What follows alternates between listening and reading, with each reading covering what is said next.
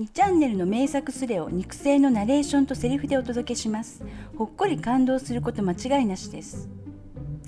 幾度となく辛い出来事が起きて、それを乗り越えていく女の子をお兄さんのように優しく包み込んで支えるイッチ。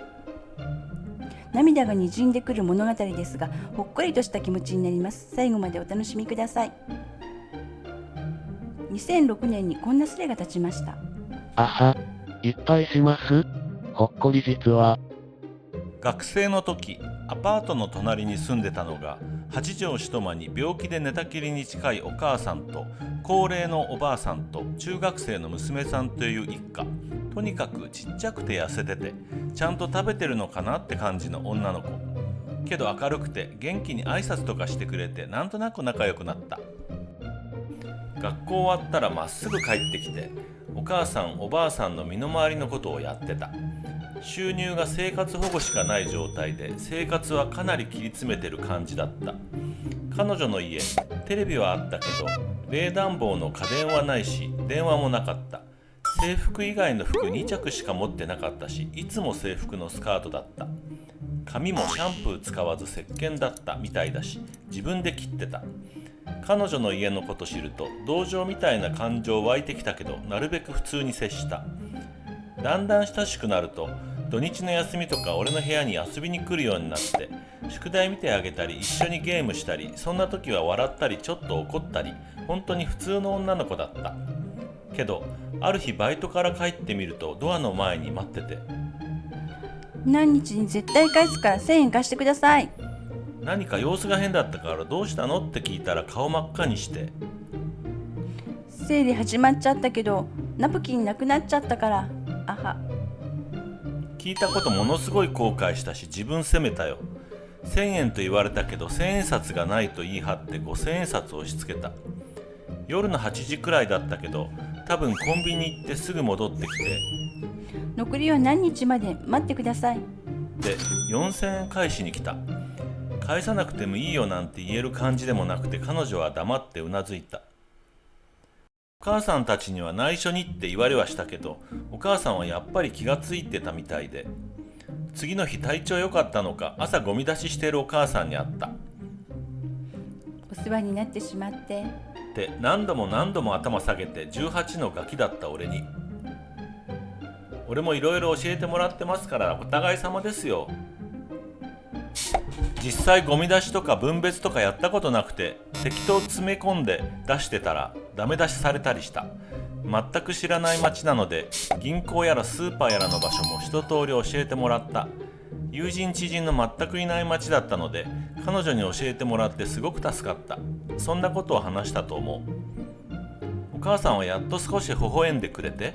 立ち話してると制服姿の彼女がカバン持って降りてきた。また遊んでやってください。でまた頭下げて、おはようございますって元気な挨拶してくれた。いつもの彼女だった。あれ、まだ早くない？今日日直なんです。と短い会話をして送り出した。よく笑うようになってくれたんですよ。お母さんが嬉しそうに言ってまた頭下げた。貸した1000円はちゃんと言った日に帰ってきた。あは、ほんと助かりました。恥ずかしそうにそう言って笑った。あの一件以来は結構自分たちのこともお互い話すようになって、学校慣れたという俺の問いかけに答えて、不用意に聞いた俺に普通の口調で言った時は、またやっちゃったかと結構へこんだ。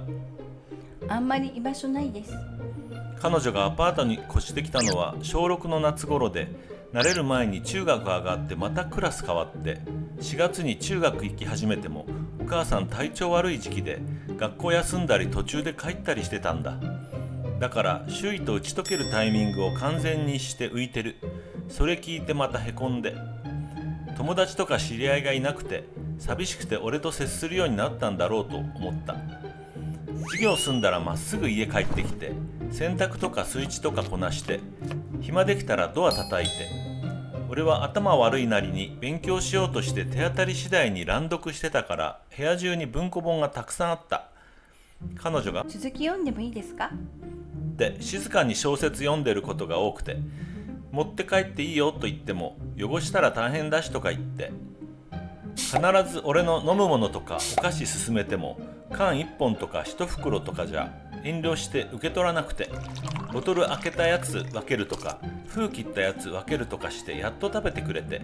それきちんとお母さんおばあさんに報告するもんだから、会うたびにお礼言われて困った。お返しにといい、お母さんにいろいろご馳走となった。タイ米のチャーハンってこんなに美味しいものかと驚いてレシピ聞いたけど普通のもので、タイ米買ってきてしばらくそればっかり作って食べてたけど、どうしても近づけなくて彼女に聞いたら、私おのじに作れないからまた食べに来てくださいって返事で、いいのかなと思いながらも何度も食べさせてもらった。お礼言っても娘がお世話になっていますからとお母さんがいつもそう言ってくれて、いろいろ気にかけてくれてて、彼女を通じてなんやかやと教わることも多くて、世話になりっぱなしの状態だった。そのお母さんが最近ちょっと元気ないなとか思ってた矢先のこと、俺と彼女が学校に行ってる時、お母さんは動けなくなった。学校の名前を覚えていたおばあさんが俺にも電話してくれて、病院駆けつけて、おばあさんは救急車を呼んだが呼ぶかどうか迷って時間が経ってしまったと謝っていた。多臓器不全、変化に気がつかないわけがない。なんで放置したのか。医者が叫ぶように言った言葉、思わず怒鳴りつけそうになった。すいませんでした。静かにそう言った彼女の方が俺より大人だった。即入院、集中治療、身内を呼んでおくように医者はそう言っただけ。完全に思考停止して、とにかく俺の手に負える事態じゃなくなって、困り果てて親父に電話をした。返事は今から行く、それだけ。平日の昼に仕事抜けて1時間ちょっと高速飛ばしてきてくれた親父。お母さんとは俺が入居した時の挨拶で会っただけの間柄。お世話になったんだろう。俺がお世話になったのと同じだ。理由はそれだけ。親父はまだ話ができたお母さんと2人で少し話して硬い顔して出てきた。おばあさんが限界っぽかったので親父が送っていくことになった。彼女は残ると言ったので俺も残ることにした。できることはないけど彼女を一人にはできないと俺なりに思った。薬とか点滴とかの影響で眠っているお母さんのベッド脇にあった椅子に2人で座って、じっとお母さんの顔を見ている彼女の横で俺が泣きそうで必死で我慢した。彼女が泣いていないのに泣くわけにはいかなかったからなんとか我慢できた。お母さんは入院して3日目に亡くなった。あっけなかった。去年34歳でそんなに若かったのかと思うと全然納得がいかなかった。葬式の手配とか役所でやる手続きとかそんなものもやらなくちゃならないけど、おばあさんも混乱してて、俺も彼女もやったこともなくて戸惑って、また親父に電話をした。親父がそうか、それだけ言ってまた来てくれて、半泣きで礼を言ったらビンタが飛んできた。あの子の前でその面するなよと親父がビンタしてきた。親父はいろんなことを一つ一つ処理していってくれた。頼もしかった。葬式、火葬、現実味がないまま淡々と進んでいって、お骨になったお母さん見てもまだ全然、これ何かの間違いだろって感じで、おばあさんは赤い目して口引き結んで、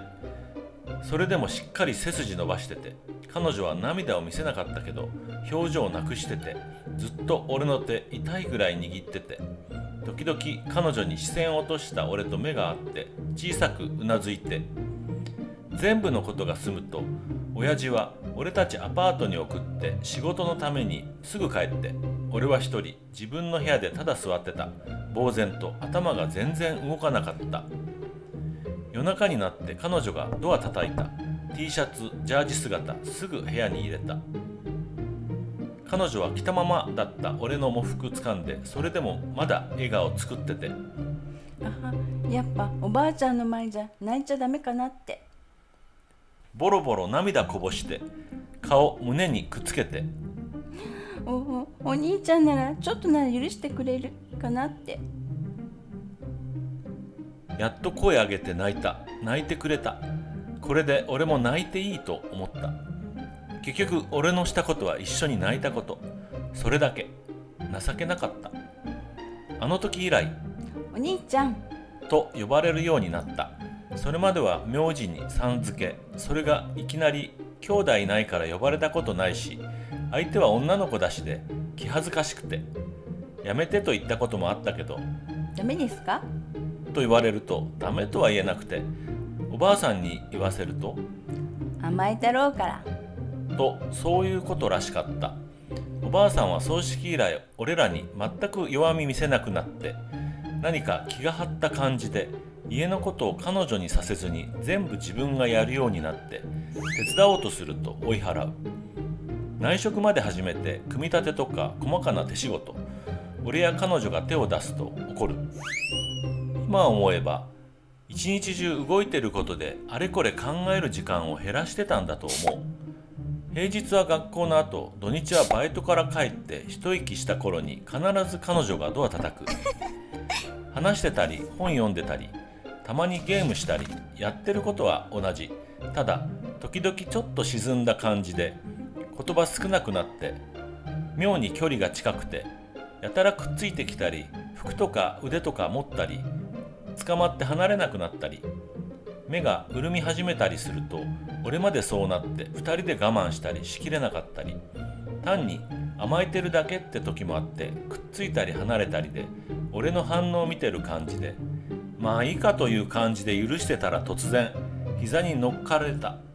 かなり慌てた。こら、ちょっとだけ。ちっちゃくて肉の薄い彼女、軽さに驚いた。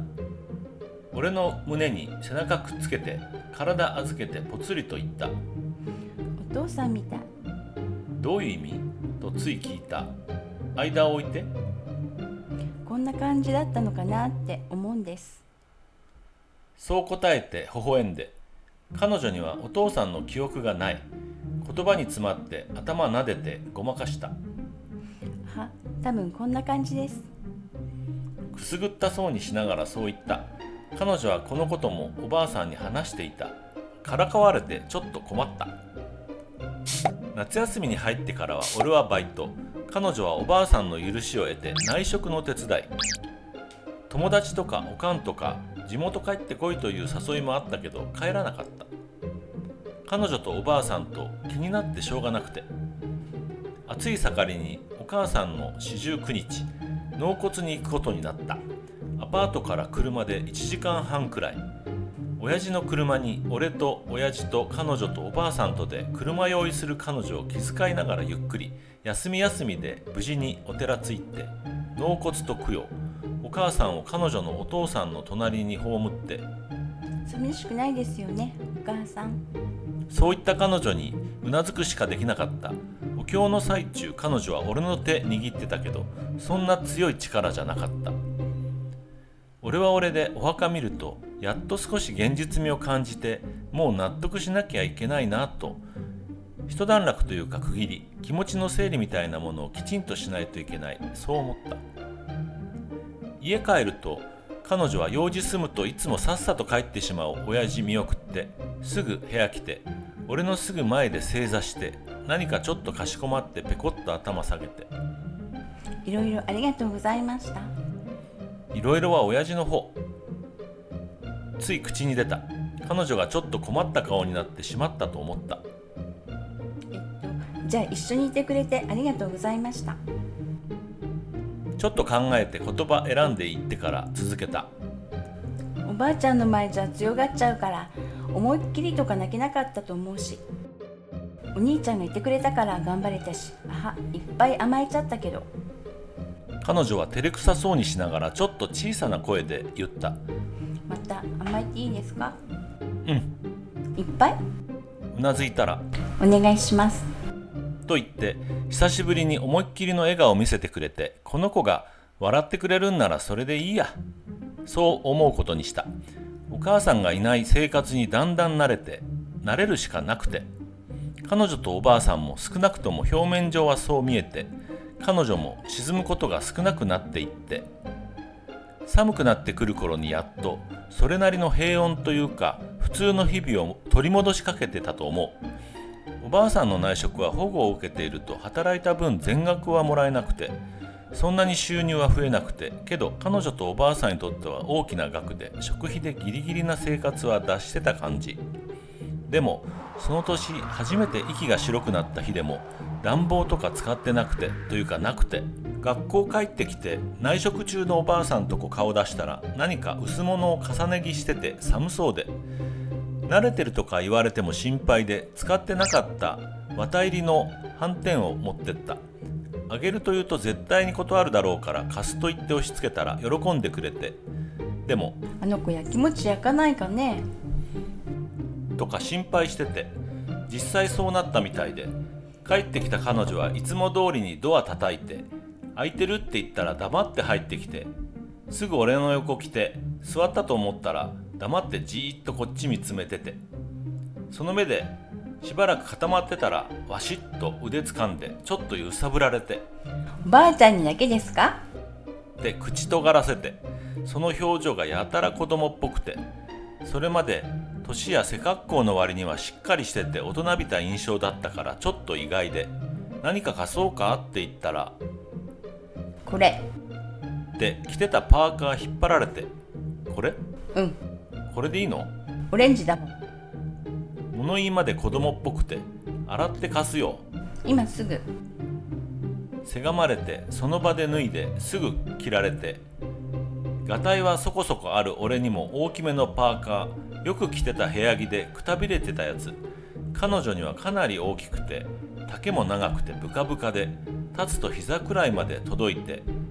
袖に手入れたまま握って体操座りで足すっぽり入って、こっち見上げて、あは、やっぱりもたれかかってきて、あったかいです。満足そうに笑って、とにかく可愛くて、彼女が笑ってると安心してしまう自分に気づいた。12月に入ってすぐ、冬休みどうするんですか？彼女におずおずと聞かれて、反射的に忙しいから帰らないとか適当言って、年末年始も家に帰らないことに決めた。結局バイト三昧。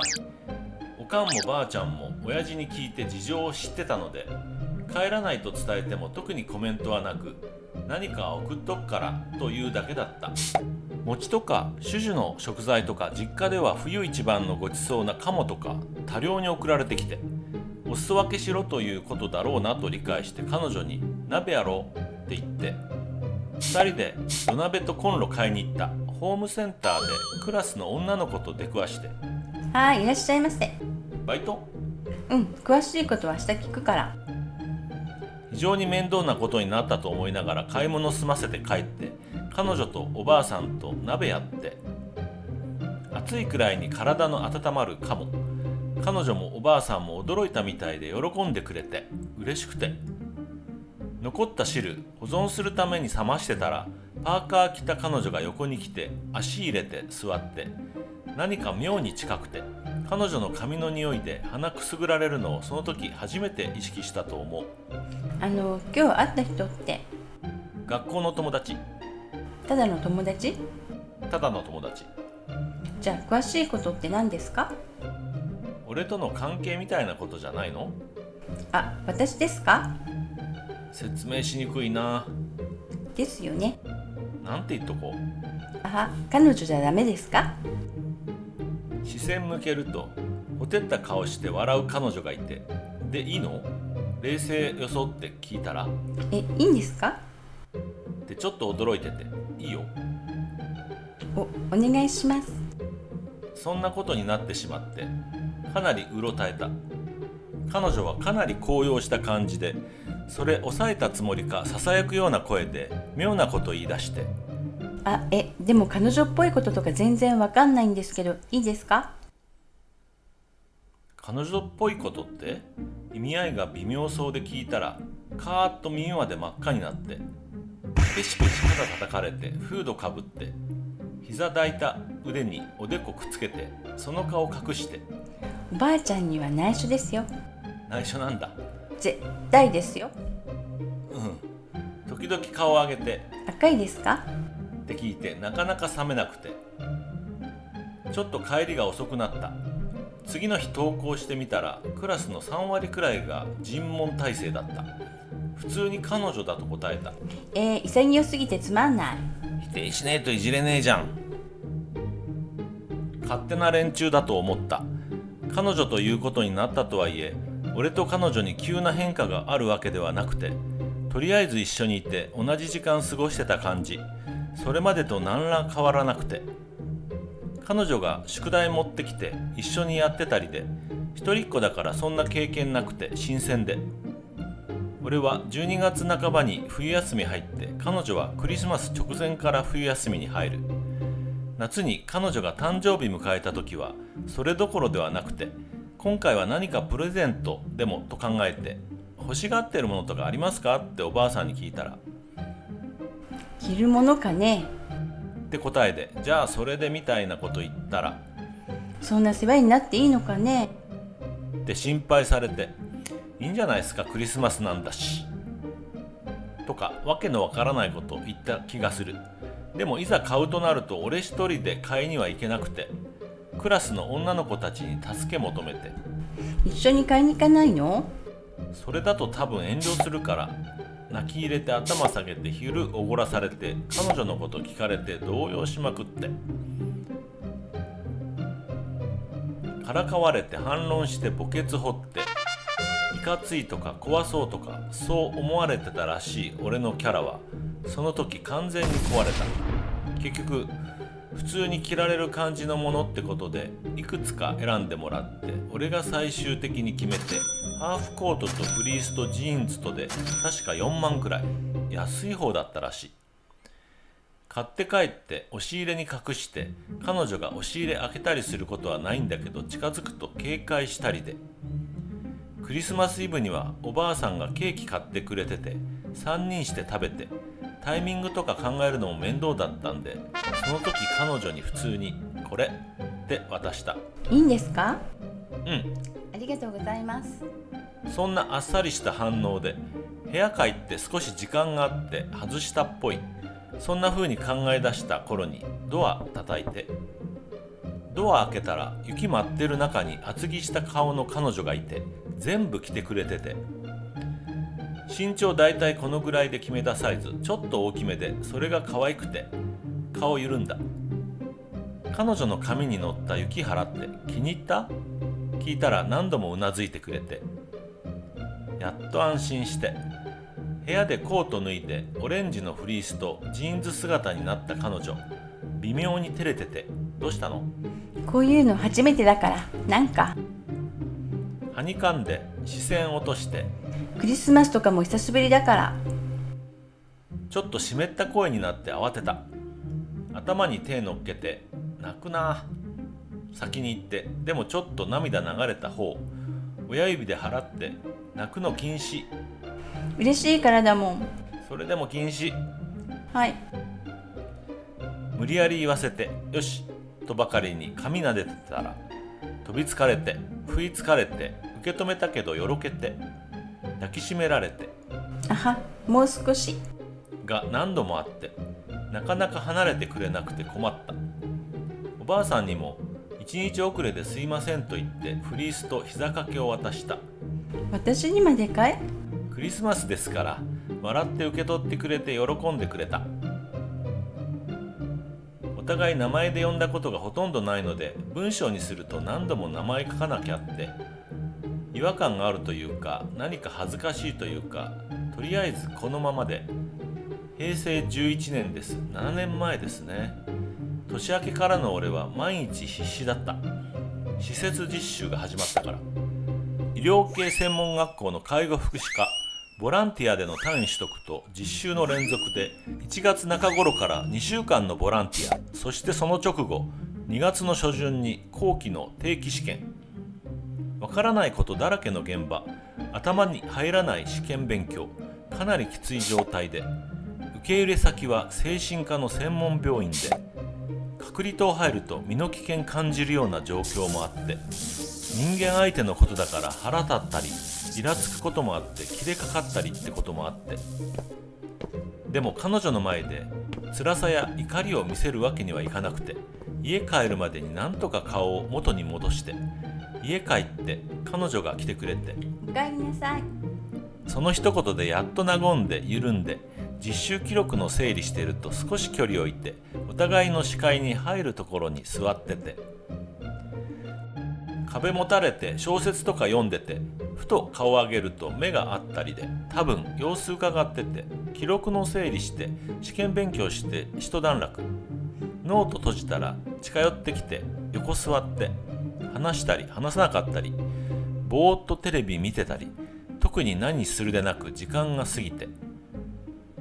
そんな何でもない時間が俺には大事な時間で、その時間を彼女が作ってくれてて、おかげで実習なんとか乗り切って試験の結果も出て、なんとか踏みとどまる、そんな感じで、進級が確定した時は虚脱して、大丈夫ですか？大丈夫ですよね。何度も聞かれて大丈夫、何度も答えて、結局心配かけてるなと微妙にへこんだけど、とりあえずの不安が去って、補習もないし出席も足りてるしで、気楽に学校も行けて、ちょっと抜けた感じの生活。俺は朝一の講義を取る必要がなくて夜更かししてた。いつもは10時くらいには帰る彼女がその日は帰らなくて、横で静かに本読み続けてて、ちょっと眠そうにしながら時々時計気にして12時回ったところで立った。あ、帰る？まだ。壁にかけてあったコートから何か引っ張り出して横来て、はい、何？チョコ。14日になったから。青い包装紙の箱を受け取ってもまだ合点がいかなくて、時計指さされて確認して、2月14日。あ、やっと理解して、ちょっと何か固まって、彼女ですから。もらっていいの？とか聞く前に自分で言って笑って、これで私が一番先。一番？お兄ちゃんが誰かにもらうかもしれないから。これ後先って関係ある？あは、なんか嫌だから。また笑って、彼女がそう思うならそうなのかなと思って、ありがとう。どうにかお礼言って、ちゃんとお返しするから、そう言ったけどちょっと首振って。聞いてもいいですか？何？答えてくれますか？だから何？答えてくれるんなら聞きます。答える。じゃあ聞きます。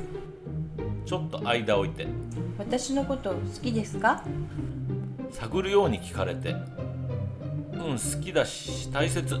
急激に乾いた喉からやっと声絞り出して、大きく息吐いて、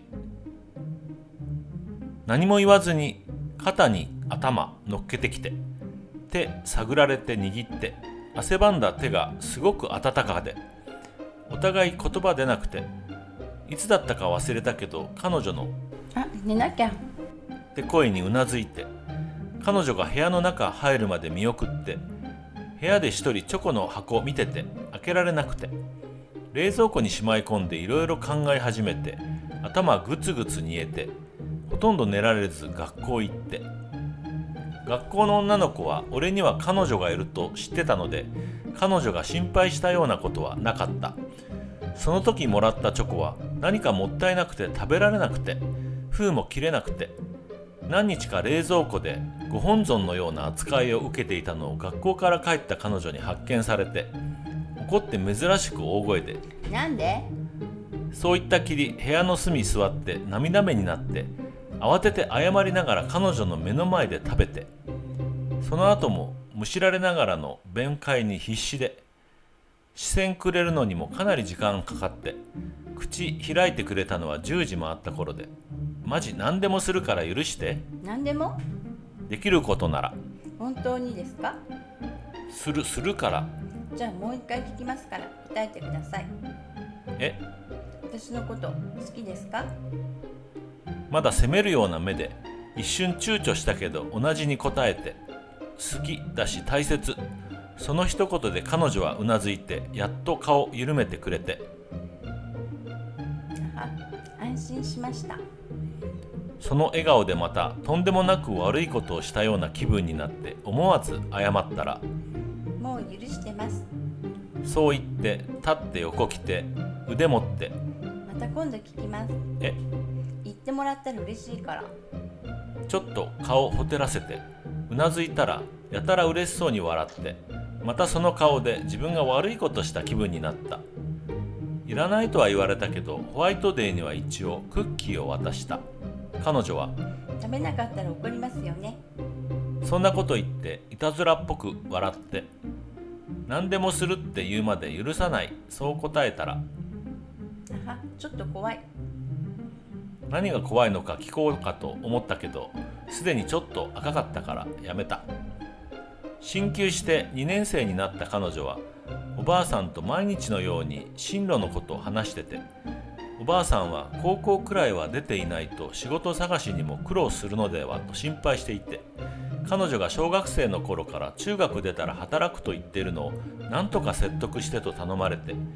俺の言うことなら聞くかもしれないと言われて、その気になって軽く引き受けた。それとなくいろいろ話振ったけど頑固で、とにかく早く中学出て働きたいとしか言わなくて、高校は出るのが普通、俺はそう思い込んでいて、口にはしないけど変だとまで思ってて、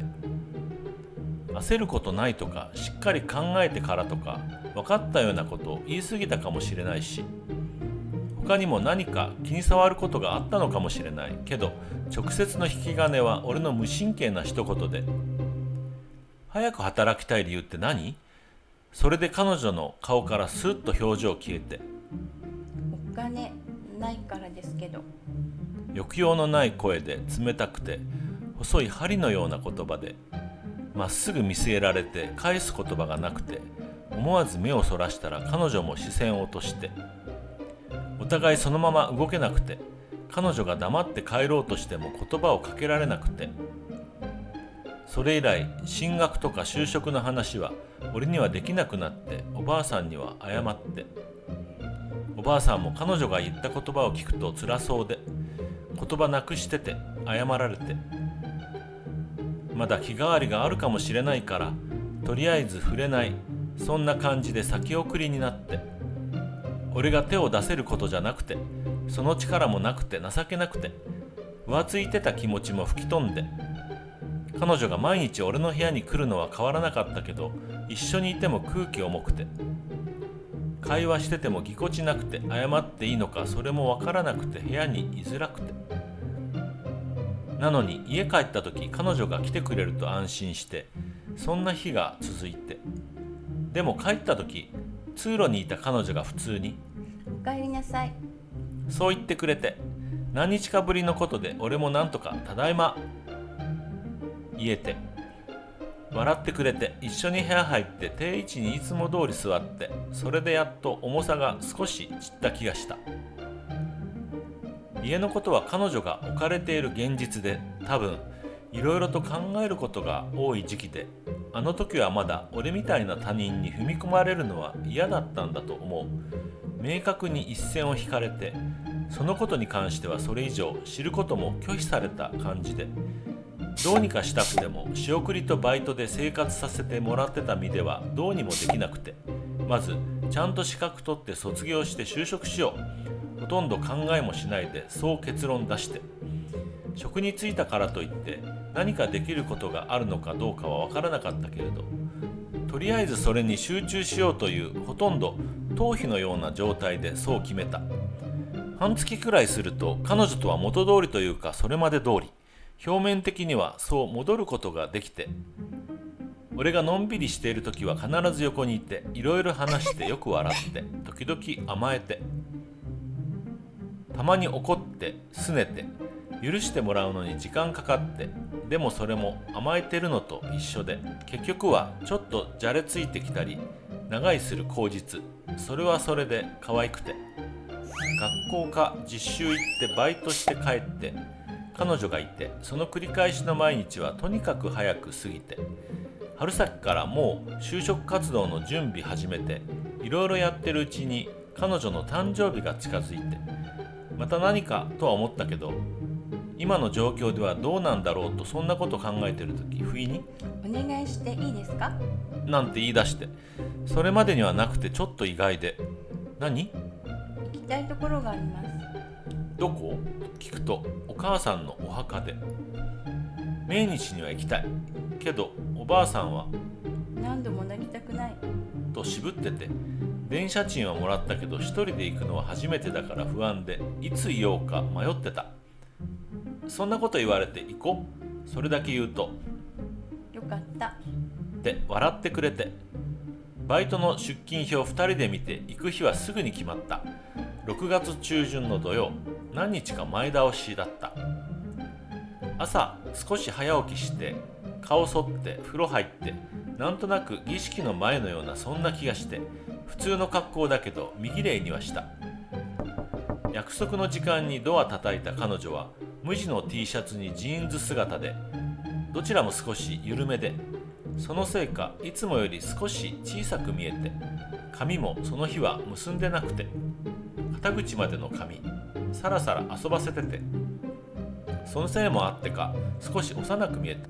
おはよう。おはようございます。そう言っただけですぐ出発して、駅まで歩いて朝8時40何分だったかの電車に乗って席取れて、電車の中では彼女は酔うのを怖がってほとんど目閉じて眠ってしまおうとしてて、邪魔しない方がいいんだろうなと思って話しかけるのはやめておいた。特急乗って1時間半くらい、少し待って乗り換えて汽車で45分くらい。窓の外の景色がだんだん山奥になっていって、山と川と崖ばかりの風景になって、お母さんの納骨の時は車の外なんかほとんど見えてなくて、こんなところだったんだって驚いて、景色は確かに綺麗なんだけど、線路沿いの民家がかなりまばらで何か寂しげで、降りた駅も無人だったし、駅すぐ横のバス停、日に3つとか4つしか時刻書いてなくて、人通りとか全くなくて、これは確かに一人で来るのはちょっと不安かなと思った。道は彼女が覚えていて、まっすぐお寺まで行ってお墓の前立つと妙に緊張して、作法とか知らなくて、見よう見まねでお墓洗って水取り替えて少し手合わせて、彼女がそのまま動かないのを半歩くらい後ろで待ってて、振り返った彼女は笑ってて、帰る。もういいの？泣くかも。いいよ。禁止だもん。言い終わるより早く歩き出してて、何度か振り返ってお寺出て駅戻った。帰りの汽車まで1時間半待ちくらいで、屋根はあっても直射日光浴びまくりで、時間潰すのと暑さをちょっとでも避けるために涼しいとこ探して散歩することになって、木が茂ってる林道みたいなところでベンチ見つけて座ると、彼女が突然話し出した。ここがおばあさんの里で、お母さんが育ったところでもあるということ。彼女のおじいさんも若い頃に亡くなっていて、おばあさんが女手一つで育てたということ。お父さんとお母さんはご近所さんで、21歳と17歳で結婚したということ。お母さんが20歳の時に彼女が生まれて、名前はお父さんが決めたということ。彼女も小さい頃はこの町に住んでいたということ。もちろん全然覚えてないということ。お父さんは林業と運送をしていたということ。27歳の時事故で亡くなったということ。車両や道具の借金、ローンが払えなくなって自己破産して3人でこの町を出たということ。お父さんが亡くなると、お父さんの家とは縁が切れてしまったということ。お母さんが元気な頃は機関工として精密機械とかの工場で働いていたということ。工場の寮に3人で住んで、工場が変わるたびに引っ越しと転校したということ。お母さんが倒れて、その時いた工場の寮にいられなくなったのが今の町だということ。アパートを借りたらお母さんの貯金はもうほとんど残っていなかったということ。おばあさんが働いたけど、おばあさんも体を悪くしてすぐ辞めることになってしまったということ。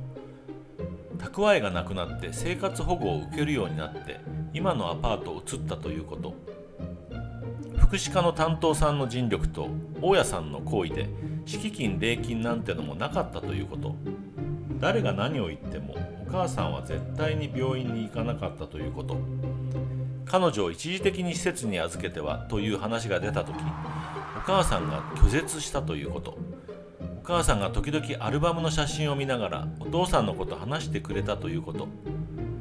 その時のお母さんは本当に楽しそうだということ。楽しい思い出がたくさんあるの。口癖のようにそう言っていたということ。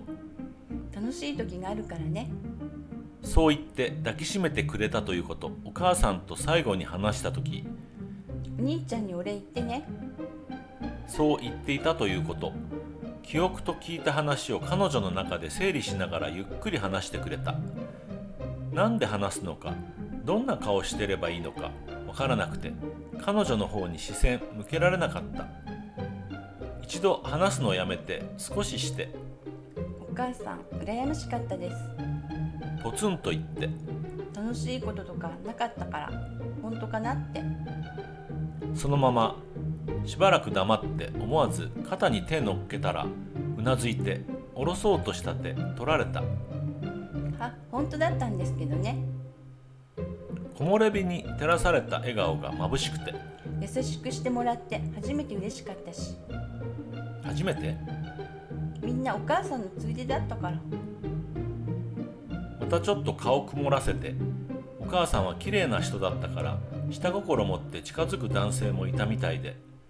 家の状況を知ると親切めかして経済的な援助を持ちかけたり、お金で釣ろうとしたり、彼女に対しても何か買ってくれたり食べさせてくれたりってこともあったけど、お母さんが交際を断るとぷっつり来なくなったり怒ったり仕事クビになったりもして、そんなことが何回かあると彼女も幼いながらに嫌悪感みたいなものを感じて、小学校の時の優しい先生もお母さん前にして話す時といつもとは違ってて、そのなんか変な感覚がすごく嫌で、男の人ってみんなそうなのかなと思ったらしくて、男性に優しくされたり親切にされたりってこと自体を警戒するようになった。でもなぜか俺にはその警戒感を感じなかったらしくて、あれって感じで普通に話せて、お母さんに対しても彼女に対しても普通、この人は大丈夫？そう思ったらしくて、そこまで話して彼女は俺見上げて少し顔を緩めたかと思ったら、クイクイ手引いて、ねえ、お兄ちゃんが優しいのってなんでですか？突然そんなことを言い出して、なんでなんで優しいんですか？なんでだんだん声に甘えが含まれてきてて、なんでですか？上目遣いで揺さぶられて、あれこれ考えるのも面倒だし思い浮かばないし、だったらもういいやって感じで、好きだから。あは。これでいい？返事せずに腕に捕まって、結局言わされたというか誘導されたというか、またかって感じではあったけど、重い話の後だったからそれがなんとなく和らいで助かった。何か飲む？ほとんど1時間話し詰めの彼女気遣って言ったらうなずいて、駅帰る道で自販機探して駅前でやっと見つけて小銭入れて、彼女がお茶のボタンを押して、半分くださいって俺に渡して、何気なく半分飲んで返して、彼女クーッと全部飲み干してから、あは、関節キスとか言い出して、自分で照れて、ごめんついて、大丈夫です。顔ほてらせてはにかんで、なぜか肩叩かれて、大丈夫ですから。念押されてうつむいて顔を上げなくなって、思わず撫でた。帰りの汽車に乗ってやたらくっついてくる彼女がいて、周囲に目が気になって、来る時と同じくやっぱり目閉じて眠ろうとしてるんだけど、完全に甘える体勢で、周りに人いるのに部屋にいる時と同じ位置、左斜め下距離ゼロ密着、時々肩に頭とか額当てて見上げて、また目閉じて、ずっとそんな感じで髪の匂いがやたら気になって、彼女に対しても周囲に対しても平静を装うのに苦労して、それでも彼女が酔いもせずどこか心地よさそうにしているのを見ると安心して、今なら聞けるかなと思って、誕生日何が欲しい？彼女は目開けて見上げて少し考えて、俺がしてた腕時計触って、これその時してたのは黒の G ショックで、高校の時に凝ってた迷彩柄に合わせて買ったごつくて武骨な大きいやつ。どう見ても彼女には不釣り合いだなと思ったけど、欲しいならって感じで探すよ。彼女首振ってこれがいい。してるそれを欲しがって、とりあえず外して彼女の腕に巻いてみて、一番細いとこまで絞ってやっとくらいで、左腕に俺のだった時計、やっぱりアンバランスなほど大きくて、でも嬉しそうで。いいの？うん、中古だよ。お兄ちゃんいつもしてたから。あんまり答えになってなかったけど、とりあえず喜んでるからよし、そう思うことにした。彼女は移動とたくさん話したのと歩いたのと太陽の下に長くいたせいかちょっと疲れてて、電車に乗り換えてからは熟睡。初めて見る寝顔、やたら安楽そうで嬉しかった。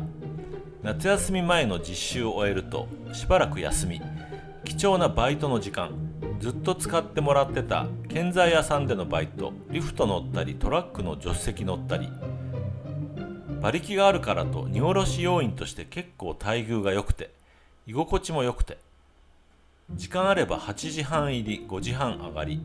働いてる実感があったし、昼弁当が出るのも嬉しかった。大量の運搬終わってやれやれって感じで事務所帰ってきた時、事務長さんがメモくれて、電話女の子えって感じで受け取って、何か嫌な予感がして電話借りてかけてみて、電話番号は総合病院の内科病棟で、彼女とおばあさんの名前言ったら彼女呼び出してもらって、どうしたの？おばあちゃん入院しちゃいました。微妙に声違って朝からフラフラするって言ってたから病院行くの勧めたら、そのまま入院になってしまったと、とりあえず顔を出す、それだけ言って受話器置いて、早上がりさせてもらって病院行った。つなぎの作業着腰に巻いて安全靴の姿のままで病室行ったら、点滴つってるおばあさんがいて、おばあさんのベッド脇に座ってた彼女がほとんど走って目線真下ってくらいまで来て、ごめんなさい。いいよ。脱水症状。聞いた。仕事。いいから。動揺激しかったのかわずかに声上ずってて、俺までそうなっちゃダメだと落ち着こうとして、入院ですか？大げさにせんとって、ついでよついで。おばあさん笑って、脱水症状自体はごく軽いもので、点滴は用心のため、様子見の入院のついでに健康診断、医師や福祉課の人が勧めてくれて、費用は保護で賄えるということで、いい機会だから。ってな感じの軽い感覚。一泊して静養、異常ないようなら検査開始。さらに一泊して問題なければ退院。その間彼女が一人になるのがおばあさんの心配で、子守お願いできるかね？いいっすよ。簡単に引き受けて子守って表現嫌がるかなと思ったけど、俺の手持って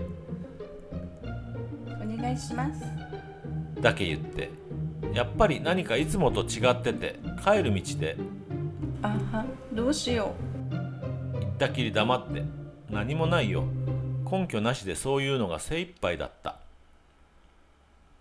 おばあさんいないから食事は一緒にした。タイ米のレタスチャーハンとオニオンスープ、初めて作ってもらって美味しくて褒めたら、お母さんの味にならないですけど。恥ずかしそうに言って思わず撫でて、嬉しそうに顔を緩めて、やっと少し笑ってくれて、俺の部屋でいつもの時間、横来てチラチラ俺の方を見て、ツンツン肩つついて、いてもいいですか？多分寝れない。照れながら言って、聞きもしないのに部屋で一人寝たことないからなんて言い訳始めて、また思わず撫でた。彼女は8時くらいに学校に行く。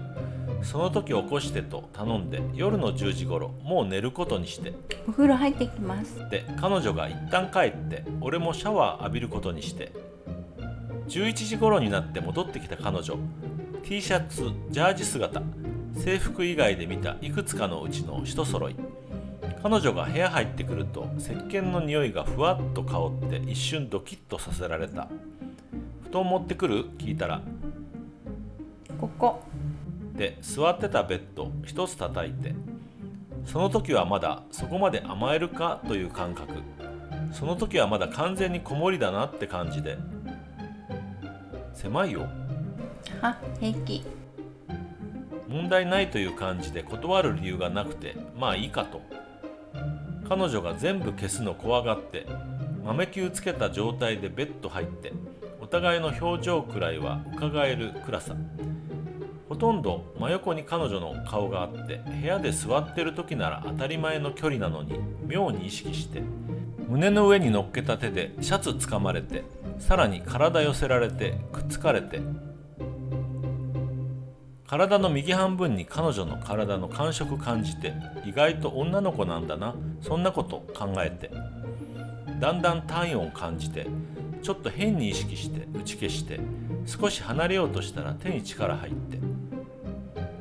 やだ、怖い。短く小さく、でもはっきり言って驚いて、怖いって聞いても答えはなくて、また手に力入って、微動だにもできなくなって、寝れるかなこれ、いろいろ考えてるうちに寝息聞こえて、助かったと思った。でもかなり心拍数が上がって、寝られる状態になるまで時間かかった。なんとか寝られて、朝は彼女に起こしてもらって、送り出す前に合鍵渡した。特に理由はなくて、おばあさんいないならこっち来てればって感じで他意もなく、それが彼女には嬉しかったみたいで、すごく大事そうに鍵しまい込んだのを覚えてる。彼女は学校で、俺はバイトで、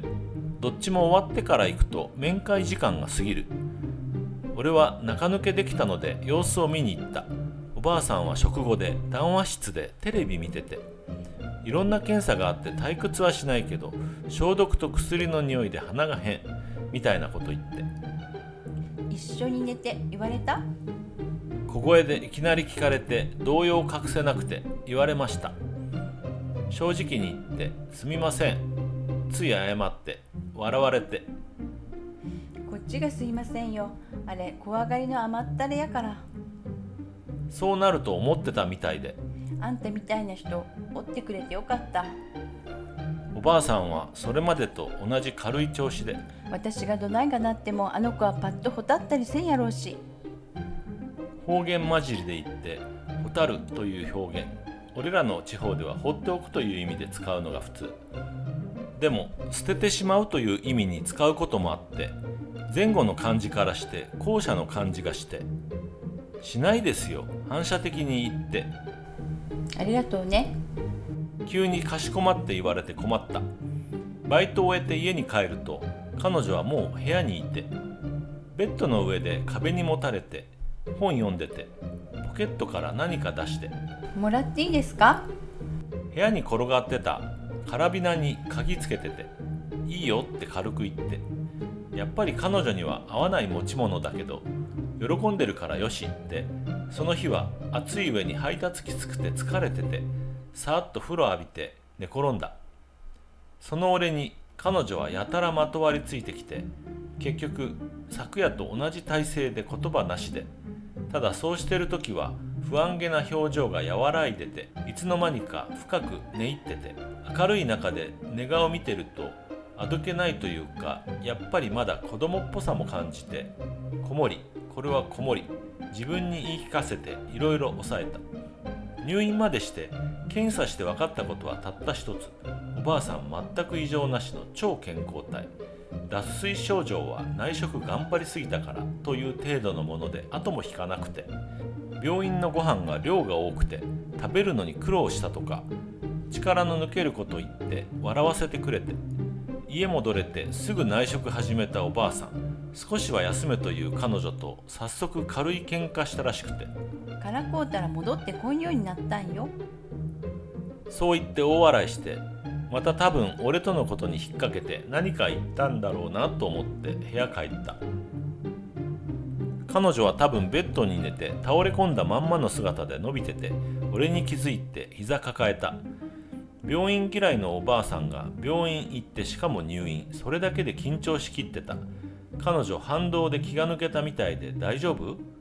はい。頭に手乗っけてポンポンやってよかったよ。心配して損した。損した言うな。あは。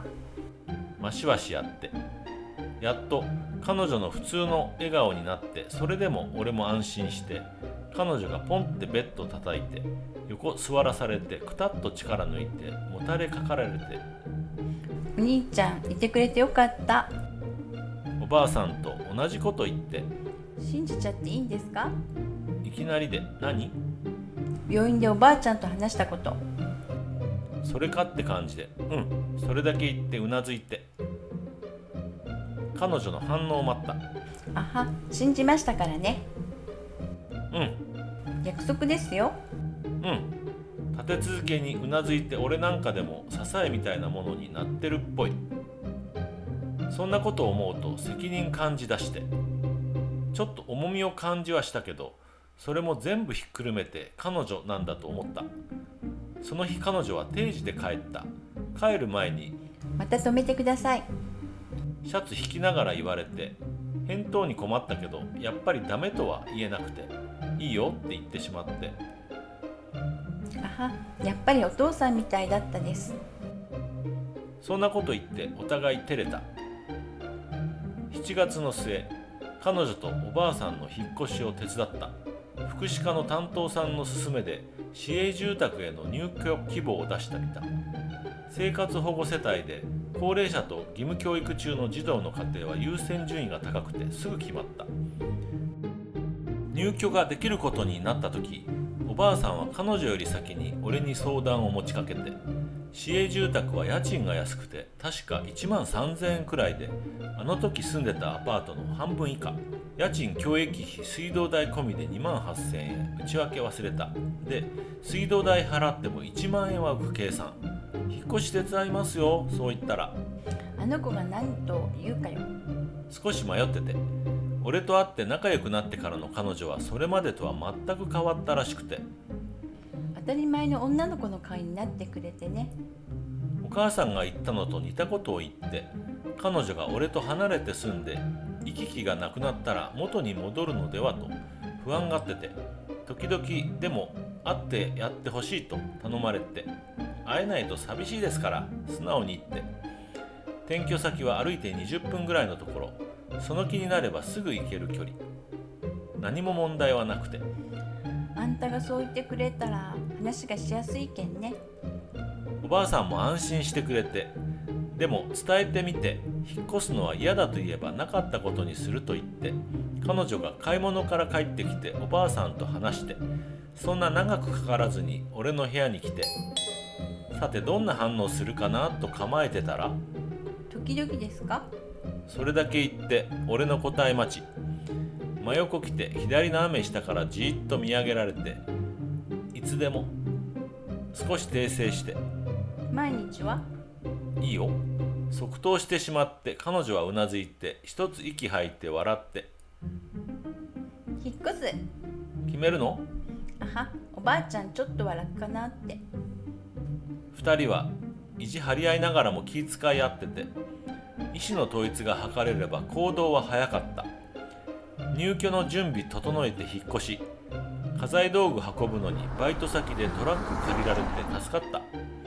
小さなテレビと冷蔵庫、洗濯機、ガスコンロ、テーブル、衣装ケース3つ、学用品と本が少し。内職の材料、箱1つの日用品と食器、3冊のアルバム、それで全部の小さな引っ越しだった。彼女とおばあさんが住むことになったのは、平屋建ての長屋みたいなところの端、3DK で5世帯が2棟連なっている長屋の住人、高齢者ばかり、高齢者世帯向けの市営住宅だった。俺と彼女の間での行き来は何も変わらなくて、俺が休みとか家にいる時間は来てて、学校が夏休みになると朝方から俺がいなくても鍵開けて入って待ってる感じで、待たれてるとなるとバイトとか実習とか歩行が終わるとすぐ家に足が向いて、おかえりなさい。行ってもらって、休日も何があるわけでもないけど一緒にいる感じで、最初の頃は7時頃には彼女家に送り届けて、おばあさんに挨拶してお休み行って帰ったり、そのまま夕食ごちそうになってお返しに何か届けて、またお返しされてって感じで、そのうちに彼女が俺の部屋にいる時間が長くなって、彼女が夕食作ってくれることも多くなって、のんびりしすぎて気がついたら遅い時間になってたりで、慌てて彼女の家まで出発したりで、俺の部屋から市営までは国道沿い歩いてほぼまっすぐで徒歩20分、軽い散歩程度の距離。学校の近所で近隣に住んでた友達とか講師とかと出くわしたりすることもあって、逃げるわけにもいかないし、腹決めて紹介して俺が口に出して彼女って言うと、照れなのか顔赤くしてはにかんで俺の後ろ隠れて背中くっついて、それが可愛くて、ほぼ全員に後から学校とかで可愛かったけど何歳ってこと聞かれて、ちっちゃくて肉の薄い彼女は実年齢より下しか見えなくて一番気になる部分だったみたいで、中2で14歳というとギリギリセーフという判定をされることが多くて、ロリコンとか変態とかきっつい言葉も覚悟してたけど、結構反応柔らかくて意外だった。でもこの頃彼女と歩いてて初めて職務質問をされた。夜10時くらいだったと思う。若いおまわりさんに呼び止められて、彼女の年齢とか俺の立場とか聞かれて素直に答えて、彼女を家に送ってるところだというのは信じてもらえて、もう少し早く返すようにと言われて、おまわりさんの口調が丁寧で印象が悪くなかったから腹が立ったりはしなかったけど、その話を友達にしたら犯罪の匂いしたんじゃない？そんなこと言われて結構へこんだ。専門学校2年目の俺には夏休みなんてものはなくて、実習と歩行、休みはバイト、その繰り返し。実習にも慣れて、とにかく事故だけはないように終われればと緊張感は保っていたつもりだった。けど実習終えて打ち上げやって、家帰って寝て、早朝に変な腹痛を起こして救急車自分で呼んで、何か普通じゃないと思ってたら急性膵炎で即入院と絶飲食を言い渡されてあっけに取られた。空いてる大部屋がなかったから差額なしで2人部屋に1人、点滴入れながら呆然としてて、彼女に連絡入れたのは昼頃。いるだろうなと思って俺の部屋に自分で電話して出てくれて、入院することになったと告げると、最初冗談かと思ったらしくて、なかなか信じてもらえなくて、でも病院名と病棟、部屋番言うと信じて、準備していきます。落ち着いた声で言って、俺の家からは自転車で30分ぐらいのところ、俺の自転車使ってきてくれて、部屋入って左腕に3本点滴入れてる俺見て笑って、あは、似合わない。思わず撫でて、おばあさんの時みたいな動揺は見せなくて、俺も安心できて、しっかりしたところも見せてくれて、着替えとか適当に詰めた袋持ってきてくれて、考えてもなかったことで感心して、よく気がついたね的なこと言ったら、看病慣れてます。そう言って笑って、どのぐらいの入院になるのかとか、どんな病気なのかとか彼女の方から聞いてきて、軽症の急性膵炎で状況を見て退院までが1週間ほど、1週間静養して検査に問題なければ放免。医師のしてくれた説明を彼女にもして、おばあさんにも心配しないでと伝えるの頼んで、彼女の顔見てほっとしたらいろいろ思い出して、公衆電話で学校とバイト先に事情を話して休みもらって、学校の方は実習も済んでて記録とかも提出してたし、出席も足りてたから不安はなかったけど、バイト先の方は俺と組んでくれてる人とかに申し訳ないし、経済的にも不安だった。少しは貯金あるしなんとかなるか、そんなこと考えながら病室帰ろうとしたら、彼女に点滴していない方の腕引っ張られて、実家には？完全に忘れてて、電話したらばあちゃんが出て、言うとくそれだけ言ってきって、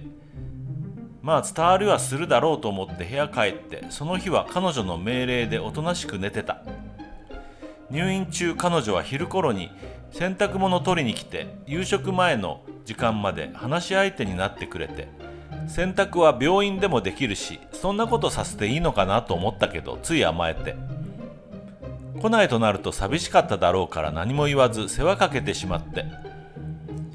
親父は仕事で来れなくて、おかんが俺の部屋泊まって面倒を見てくれるつもりで来てたけど、彼女と会って毎日来てると知っておらんでいいね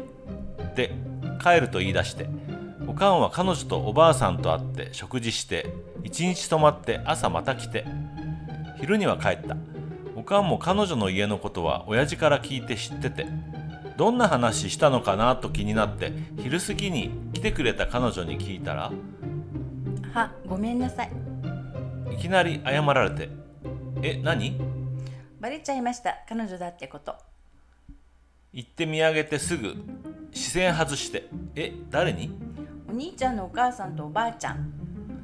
照れまくりな彼女がいて、身内に知れるのはさすがにまだちょっといろいろ早すぎると思ってて結構慌てた。おかんなんて？お願いしますって。お願いって何をだよって感じで。他に何か話した？仲良くしてもらってることとか。内容は聞けなかった。やたら嬉しそうな彼女をこれからどう扱っていいのかわからなくて結構長く悩んだ。けど結局何も変えないことにした。それが一番楽だった。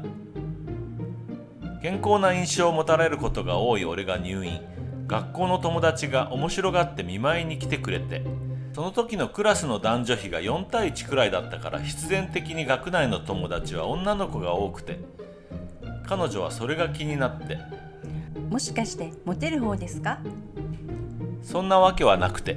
7割方は俺の見舞いにかこつけて彼女を見に来てるって感じで、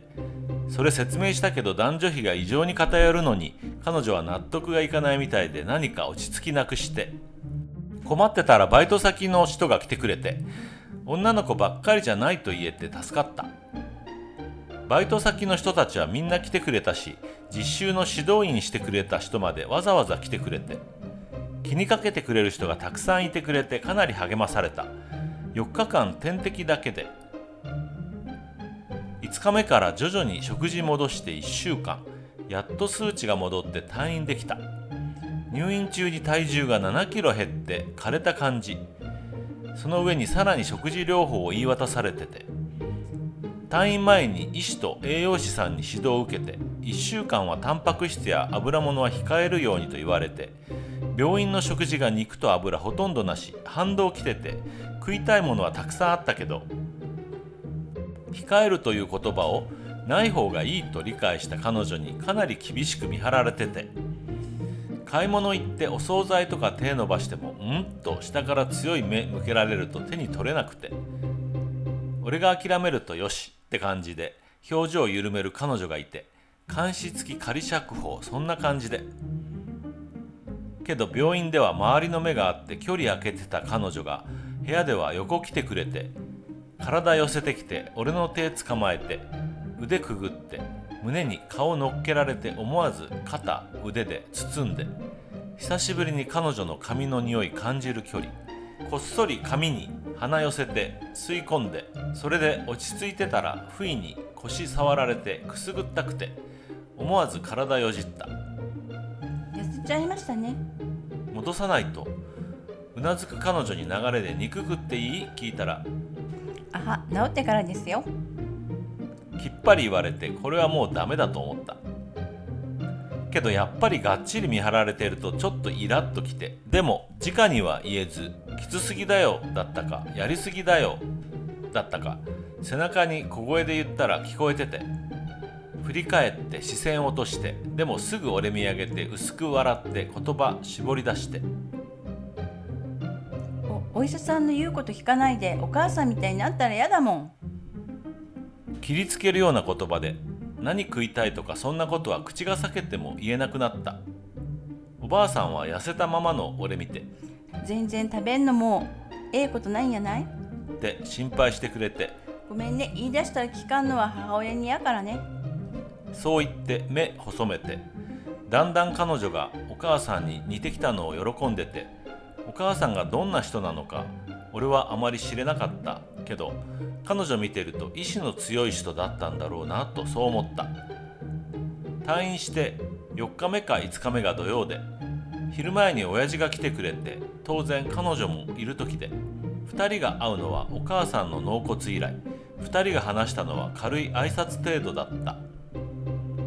あとは俺の体調のこととか入院費用のこととか保険の請求があるから領収書取っておけとか無理はするなとか就職活動どうだとか無難なことで電話で済むだろうって感じの内容で、それよりも話してる間彼女がずっと正座で姿勢良すぎて不自然すぎておかしくて、おばあさんに挨拶するって言って親父が部屋出てからなんで正座って聞いたら、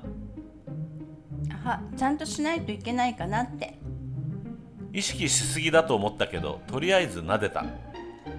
おばあさんと親父とどんな話してるのかとやっぱり気になったけど、夜になって電話があって彼女のことを明るい顔になってたな親父も言ってて、おばあさんにも感謝されたと言って、よくやったよお前。何したつもりもないけど何か役に立ってるんなら嬉しくて、親父は彼女と俺のことについては何も言わなかったけど、最後に一言、これはちょっと重く、いいお兄ちゃんでいろよな。後で含まれる意味を深読みして悩んだ。退院して1週間後、病院で採血して結果良好で完全回復。思ったことはやっと肉が食える。検査結果見てもらって顔全部で笑う彼女に牛丼食っていい？聞いて許してもらって、油っ気ない生活からいきなりで胃も小さくなってて食べあぐんで並盛り少し残した。牛丼が初めてだった彼女、重そうに丼持っておいしい言いながら頑張って全部食べて、彼女より食えない自分に驚いてショック受けて、でもそのくらいしないと治せなかったのかなと、退院してからの1週間看病というか監視をしてくれたことを改めて彼女に感謝して、埋め合わせするからそんな意味のことを言ったら、いっぱいお世話になってますから。だからお礼言う必要もないしお返しとかいらない、その一点張りで何もさせてくれなかった。あの入院以来家族ぐるみというか、俺と彼女とおばあさんだけの付き合いではなくなった。特におかんと彼女の連絡は頻繁になって、2人が電話で長く話してると何か焼けた。社会復帰して徐々に体も慣らして、体重は1ヶ月くらいで元に戻って完全復活。卒論仕上げて出席も単位も足りてたから、講義とかにも行かずに就職活動に集中。どこで就職するかというのが問題になって、親父とおかんにも一応相談はした。まさか帰ってくるつもりじゃないよな。その言葉で予定通りアパート近辺に絞って探し始めて、今思えばものすごく楽観的で、なんとかなるだろうと鷹をくくって淡々とやってた感じで、それでもそこそこ体格のある男というのは介護の現場では重宝がられるからか、履歴書と健康診断書提出してそれで落ちるなんてことはなかったし、面接の感触も良かった。結果3施設から内定もらって、老健か病院併設のリハビリ施設かで悩んで、人を治す仕事に関わりたい気持ちが強かったので病院の方を選ばせてもらった。学校終わって直接うちに来た彼女に報告したら、どこですか？勤務地をまず聞いて住所言って地図見せたら、改めておめでとうございます言ってくれて、喜んでくれてるかと思ったら突然スーッと涙流して、って感じで慌てて、ちょっと待って待って、なんで？ペタ座りして放心して、時々多いとか声かけても力なく笑うだけでもう撫でるしかなくて、張り詰めてる彼女は結構見てたけど、抜け切った彼女を見るのは初めてで、ちょっと意外な顔で、帰らないと言ってはあったけどまだ不安を感じていて、彼女らしく表には出さないでいて、でも就職ちゃんと決まって安心して、それで一気に気持ちが緩み切ったみたいで、彼女が動く気配がないから食事作ったりして食べさせて、やっと少し戻って、もう大丈夫？です。驚いたよ。ごめんなさい。妙に塩らしい彼女がいて、俺の表情を伺いながら何度かためらって、やっと自分から口開いて、これからも一緒にいてくれるんですか？まだ少し目に不安さ感じて、そのつもり、努めて普通に答えたら、つもりって何ですか？問い詰められて、照れくさかったけど、一緒にいてよ、言わされて、やっと普通に笑ってくれた。就職内定が10月半ば、早く決まって安心はしたけど、2月からは土日に研修が始まって、3月末までには現場に出られるレベルになれなければいらないよと、要するにそういうことだった。卒業試験と学校内の資格試験はもちろん絶対に落とせない。そう思ってはいたけど危機感を持てなくて、結局バイト中心の生活、仕事して帰ったら彼女がいて、夕食食べて送り返して、あんたらもう一緒に住んだら？おばあさんに冗談で何度も言われたけどさすがに無理で、ちゃんと家に帰らせることが最低限の義務というか、守らなきゃならない一線のような気がしてた。家の方にも内定決まったと連絡したら、親父はよくやったよ、いつも通り一言だけで、あとは就職したらなかなか休みも取れないだろうし、今年は帰ってこいよと、それだけで。長いことばあちゃんにも会ってない。自由に休めなくなる。その年は年末年始に帰省することにして、おかんが勝手に彼女と話し進めてから、帰るんなら2人にも来てもらう？俺に言って、一緒に帰ることになりかかってたんだけど、俺の家に本家のおばさんから電話があって、久しぶりだったんで就職のこととか学校のこととかちょっと話して、話が彼女のことになって、ばあちゃんに聞いたと言って、可愛い子や言うてね。言われて照れたら、でもいかんよ。ほど遊ぶだけにし。何のことかわからなくて黙ってたら、親のないようなのと一緒におったって、出ていくものは全部こっちからになるんやからね。頃合い見て別れんとね。捨て銭いるようやったら出すけんね。受話器持ったまま絶句して、嫁は私が探してるとか、しばらく街で遊んだら帰ってきて本家告げとか意味がわからなくて、ごめん今日は切るから、それだけ言ってとりあえず親父に電話したら、やっぱりかよ。その言葉で予測できてたことだと知って事情を聞いた。本家のおばさんは父方の親戚筋で農家、子供も孫も女の子だけで跡取りがなくて、なぜか俺に目をつけて、小学校上がる前頃から俺を養子に出せと言い続けた。親父は断り続けてたけど、専門学校入ったあたりでいらんことと切れ出して、さらに彼女のことを聞いて激怒して、帰ってこないのは彼女のせいだということになってて、それ聞いて俺には優しい人だったからかなりショックだった。本家の周辺では葬式の時に跡取りが最前列中央に座って最初に焼香するという習慣があった。今は形だけで一番若い男子がその役、親戚内に男が生まれなくて、俺はずっとその役で。でも本家のおばさんだけは決まり事だと言い張り、俺が本家の後を取るのが筋だと言い出して、それが行き違いの最初。俺の知らないところで親父はずっとおばさんと揉めていた。親父がてこでも動かないから俺を動かそうとして、毎日必ず夜中に電話がかかってきて、おばさんは車買ってやるとか、毎月10万お小遣いやるとか言って俺を揺らそうとして、でも結局言いたいことは、彼女は捨てて帰ってきて本家の農家を継いで。そういうことで、彼女とは別れる気はないと言っても、子供ができたらまた面倒増えるのよ。唖然とした。おばさんは俺と彼女がすでに男女の関係だと思い込んでて、その部分はいくら否定しても無駄だった。俺が別れませんとしか返事しないと、彼女に弱みでも握られてるのかと言い出して、私が直に話してあげようか。勢い込んでたからちょっと強く止めたら泣かれて、働く言うならいらしてやってもけど、それじゃいけんの？分かってや、家には入れれんのよ。最大限の譲歩のつもりだったんだろうけど、中二の女の子に対して考えるようなことじゃなくて、きっぱり帰らないと告げると、俺が彼女から離れるなら何でもいいという感じになって、おばさんが彼女を汚い言葉で貶めるのを聞くのは明らかな嘘と分かってても辛かった。俺にはおばさんを止めることができなくて、親父にどうにかならないかと泣きついて、親父が激怒して、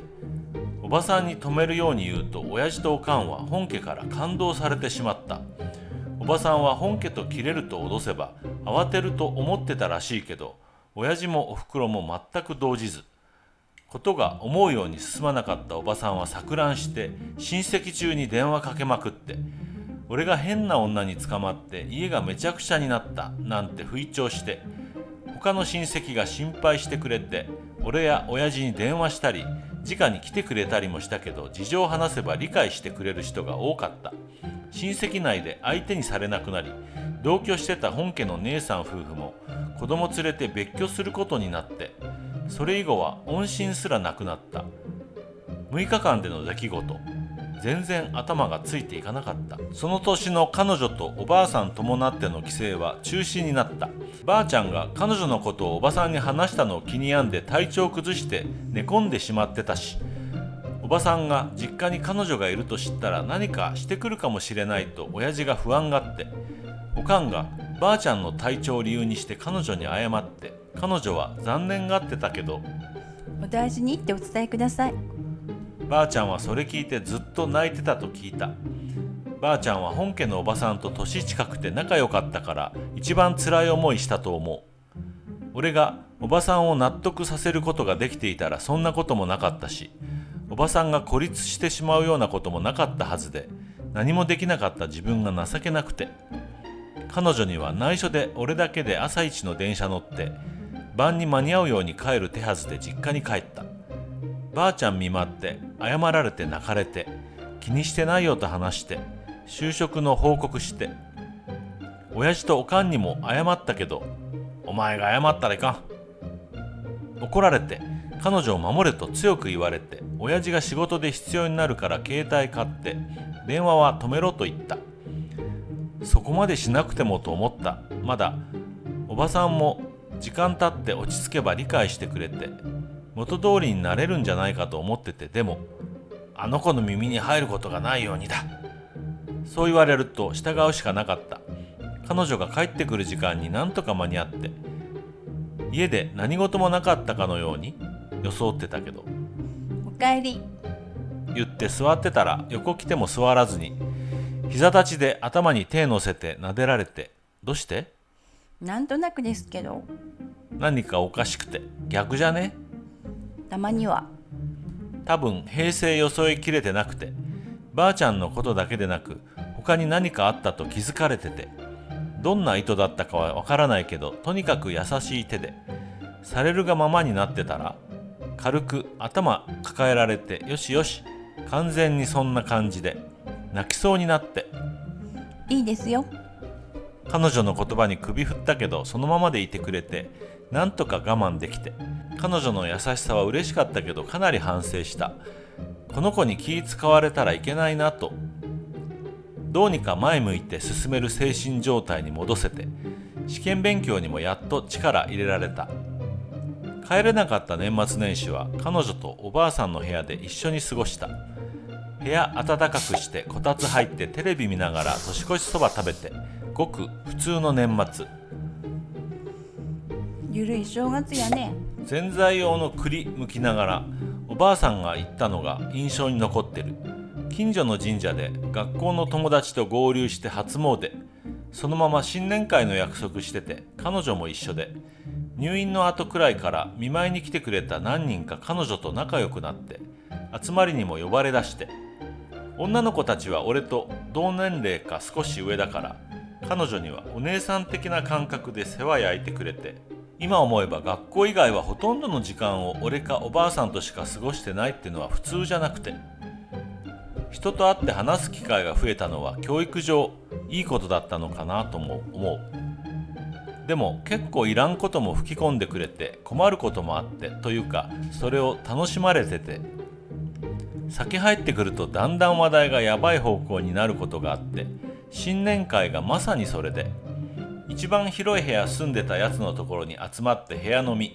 あとは自由って感じの新年会で、俺が男2人と鍋の後始末やってる時に彼女が何人かに部屋連れ出されて、戻ってきてすぐ脇に来た彼女、顔赤くて妙に近くて、これは何かあったなとすぐ分かって、でも今聞いたらやばいと何か直感的に感じて、そのタイミングでは聞かずにいた。いろいろやってて彼女のまぶたが落ち出したのが4時ぐらいで、俺らは先駆けすることにしてタクシー呼ぼうとしたら、もったいないです。彼女が言ったから距離あるけど歩くことにして、不意に彼女に手をつながれて、外ではあんまりしないことだからちょっと戸惑って、さっき何話した？はい。部屋出た時、異常に動揺して、お兄ちゃんとどこまで進んでるのかとか。あのバカどもはとさすがに呆れてたら、でもちゃんとまだ何もしてもらってないって言いましたから。ほてった顔で一生懸命言った彼女だったけど、その答えもまた問題ありで笑えてきて、多分今頃いい酒の魚にされてんだろうなとか思いながら彼女の歩調に合わせて歩いた。人並みの欲はあったけど、彼女を対象にすることはものすごい悪のように感じてて歯止めになってた。結局お兄ちゃんという言葉に安住してた頃だと思う。彼女は不満かもしれなかったけど、卒業試験と就業研修、肩で息しながらなんとか走り切った感じ。ギリギリっぽいけど合格もらえて、卒業と資格取得と就職決定。親父に報告したら突然引っ越すように言われた。アパートの持ち主が変わって土地が売りに出されるとかで、退去の要請が親父の方にあって、敷金返還と引っ越し費用の負担の他に生活準備金だったかを提示されてて、親父は揉めるのも面倒だと感じてて、俺も無駄に時間取られるのは嫌だったから、急なことだし住み慣れてたから残念ではあったけど、あのアパートを出ることにした。彼女にそのこと話したら、また遠くなっちゃいます？予想通り不安げな目向けられて、近くで探すよ、初めからそうする気だったから普通に行ったら安心してくれて、彼女が休みの日に一緒に不動産屋行って、まず市営から近いという条件で探してもらって、その中から俺でも払えそうだった家賃の物件を抜き出して、彼女に決めてよ言って。私がですか？いいよ、好きなとこで。決めちゃいますよ。頼むよ。買い物にせよ何にせよ何かを選ぶことが苦手で、あのアパートに住むようになったのも、学校に近い物件探してもらって一番最初に出てきたところが予算にあったからというだけだった。結果的にはその適当さのおかげで彼女一家と出会うことになった不思議な縁だと思う。時間かけて彼女が選んだのは普通の小さなマンション、いつも目にしてた建物だった。部屋見たら小綺麗で南向きで明るくて、家賃はちょっと高めだったけどすぐ決めた。またバイト先でトラック借りて引っ越し、本以外の家財道具は増えてなかったから一度で済んだ。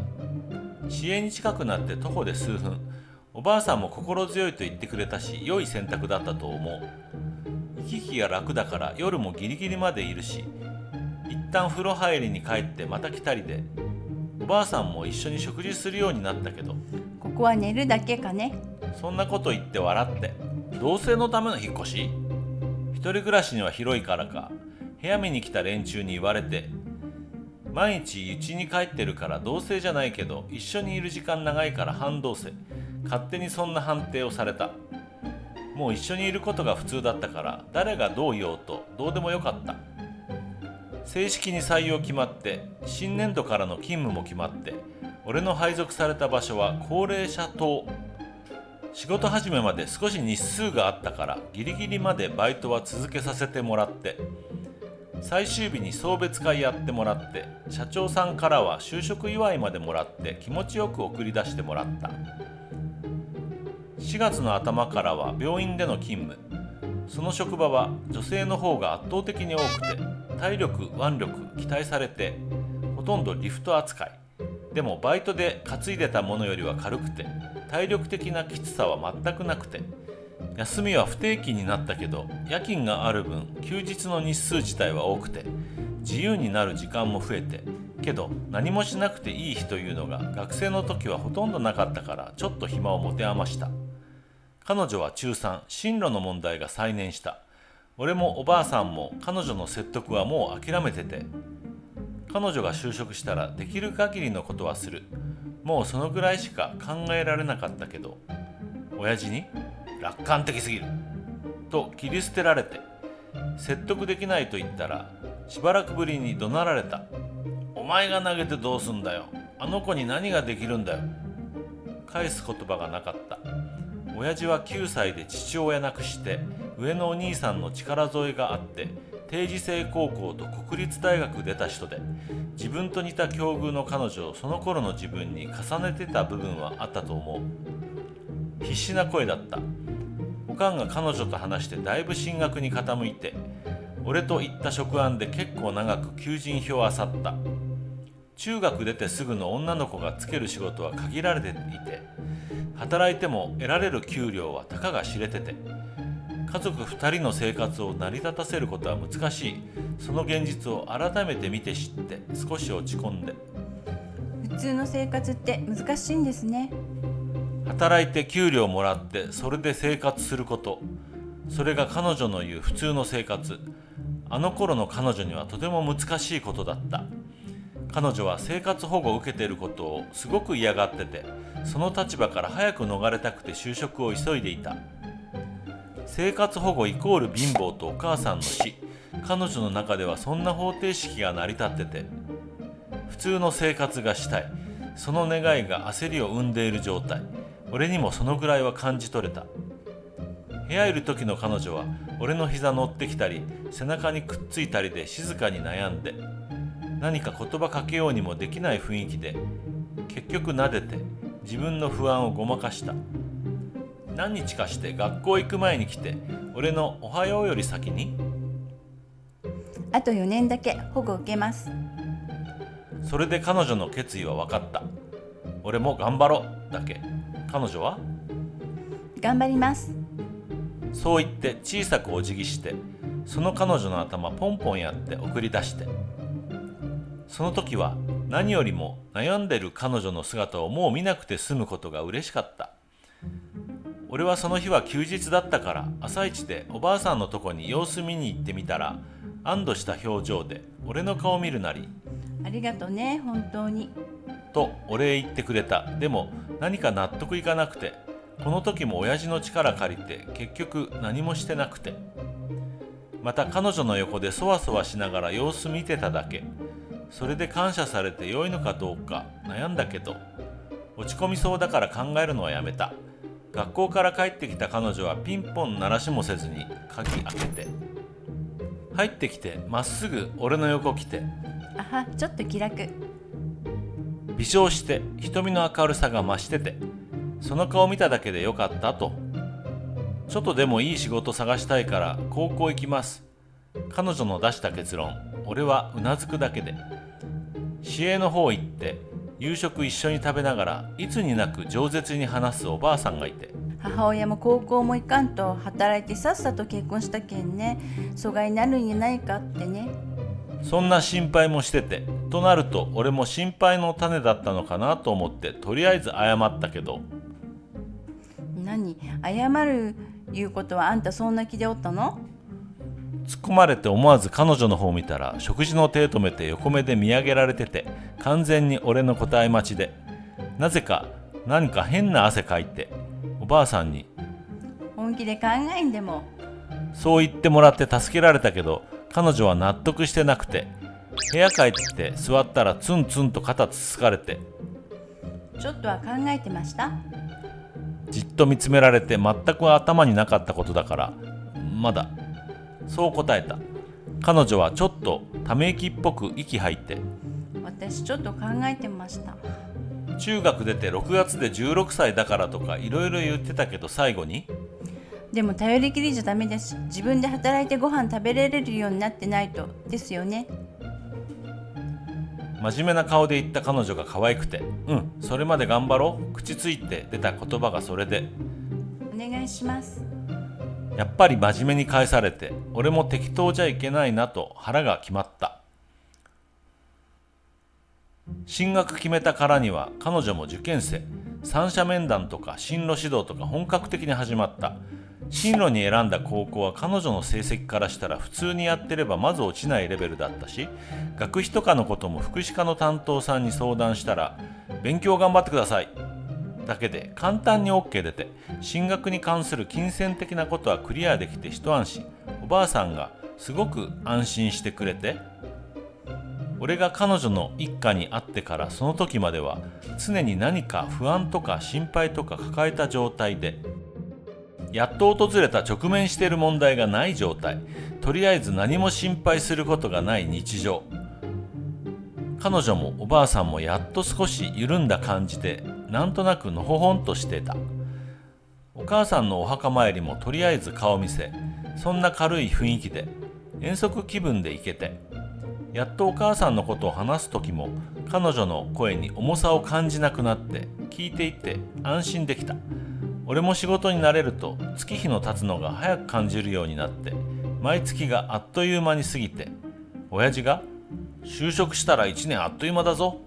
と言ってたのを、ああこのことかと実感して、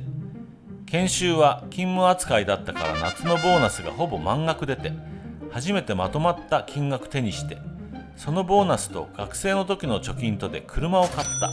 もちろん中古、車検は長かったけど安かった。選んだのは彼女、黄色のキャロル。俺には似合わないけど彼女が気に入って、だからよしとした。それで行動範囲は広がったけど、俺は仕事、彼女は受験の追い込み、一緒に出かける機会もなくて、結局初めて長距離乗れたのは年末に俺の実家に彼女とおばあさんと招いた時で、おかんが何ヶ月も前から俺に日程調整して絶対連れてこいとうるさくて、不調さん拝み倒して、発表された年始の勤務表を見て大晦日から正月2日連休もらえてて胸なで下ろした。去年からの約束だったからとおかんも喜んで、彼女も直に会うのは久しぶりだと喜んで、おばあさんはあんたらだけで行きとか渋ってたけど、親父と話して行くことになって。すごく緊張してます。なんで？だってお兄ちゃんの実家ですよ。それで？彼氏の実家呼ばれちゃったんですよ。俺とは違った意識持ってる彼女がいて、ちゃんとしないと。目が真剣で何をとか聞ける雰囲気じゃなかった。大晦日の昼頃出発の予定で迎えに行ったら、もうすでにかなり緊張した面持ちの彼女がいて、車の中で何がそんなに心配かと聞いたら、その答えは意外にもばあちゃんということで、親父、おかん、ばあちゃん、一人にでも嫌われたら今まで通りではいられなくなるかもしれない。そんな風に重く考えていることを知って、ばあちゃんは歓迎ムードだから心配ないと言っても、ちゃんとしてないとだもん。考えすぎだとは思ったけど、俺まで少し不安になった。家帰り着いて親父とおかんに帰ってきた、連れてきたと報告してすぐ、初対面のばあちゃんに紹介。ばあちゃんに何やかや聞かれて、その間中きちんと正座、背筋伸びすぎ、受け答え丁寧すぎ、だんだん笑えてきて、時々視線で牽制されて、おばあさんと二人笑い噛み殺すのに苦労した。おかんが気づいて、今日はよそ行きなの？で茶化してくれて、やっと少し緊張解けて、ばあちゃんのうちの孫よろしくお願いしますねって言葉に元気にはい言って、部屋に荷物を置きに行った時に、よかった。胸の前で静かに小さく両手でガッツポーズ、声弾ませて、これで家族全員公認の彼女ですよね。その表現には何か妙に照れた。のんびりするための帰省で特に予定なし。俺と彼女以外は酒入ったから2人で初詣行って、そこで地元の友達と出くわして、ああ帰ってこねえわけだよな。それが第一声で、連絡回されて気心知れてる連中が8人集まって、ファミレスに場所を移して、そこで彼女紹介して、激しく冷やかされたけど彼女が真っ赤になってうつむいたのを見てやめて、バカ話経由で昔話に。彼女は高校までの俺のことを興味津々で聞いてて、都合の悪いとこ伏せてもらうのに散々頭下げた。久々すぎて長々話し込んでたら、いつの間にか彼女寝こけてて、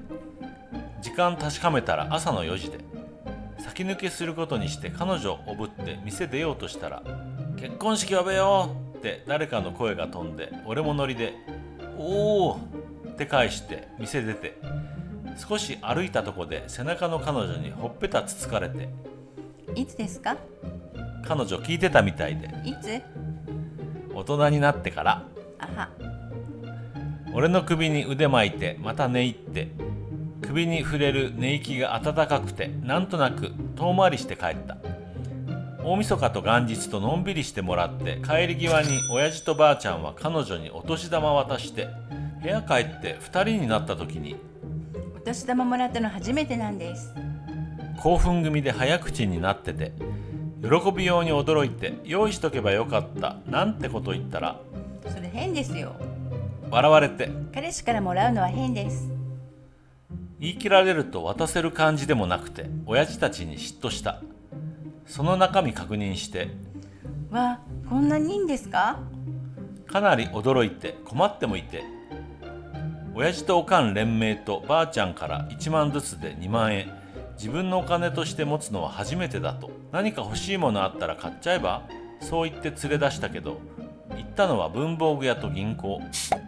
印鑑買って通帳とカード作って、 OK です。何が OK なのかわからなくて聞いたら、高校入ったらバイトするから必要になるし、アルバイトしてた方が就職有利みたいです。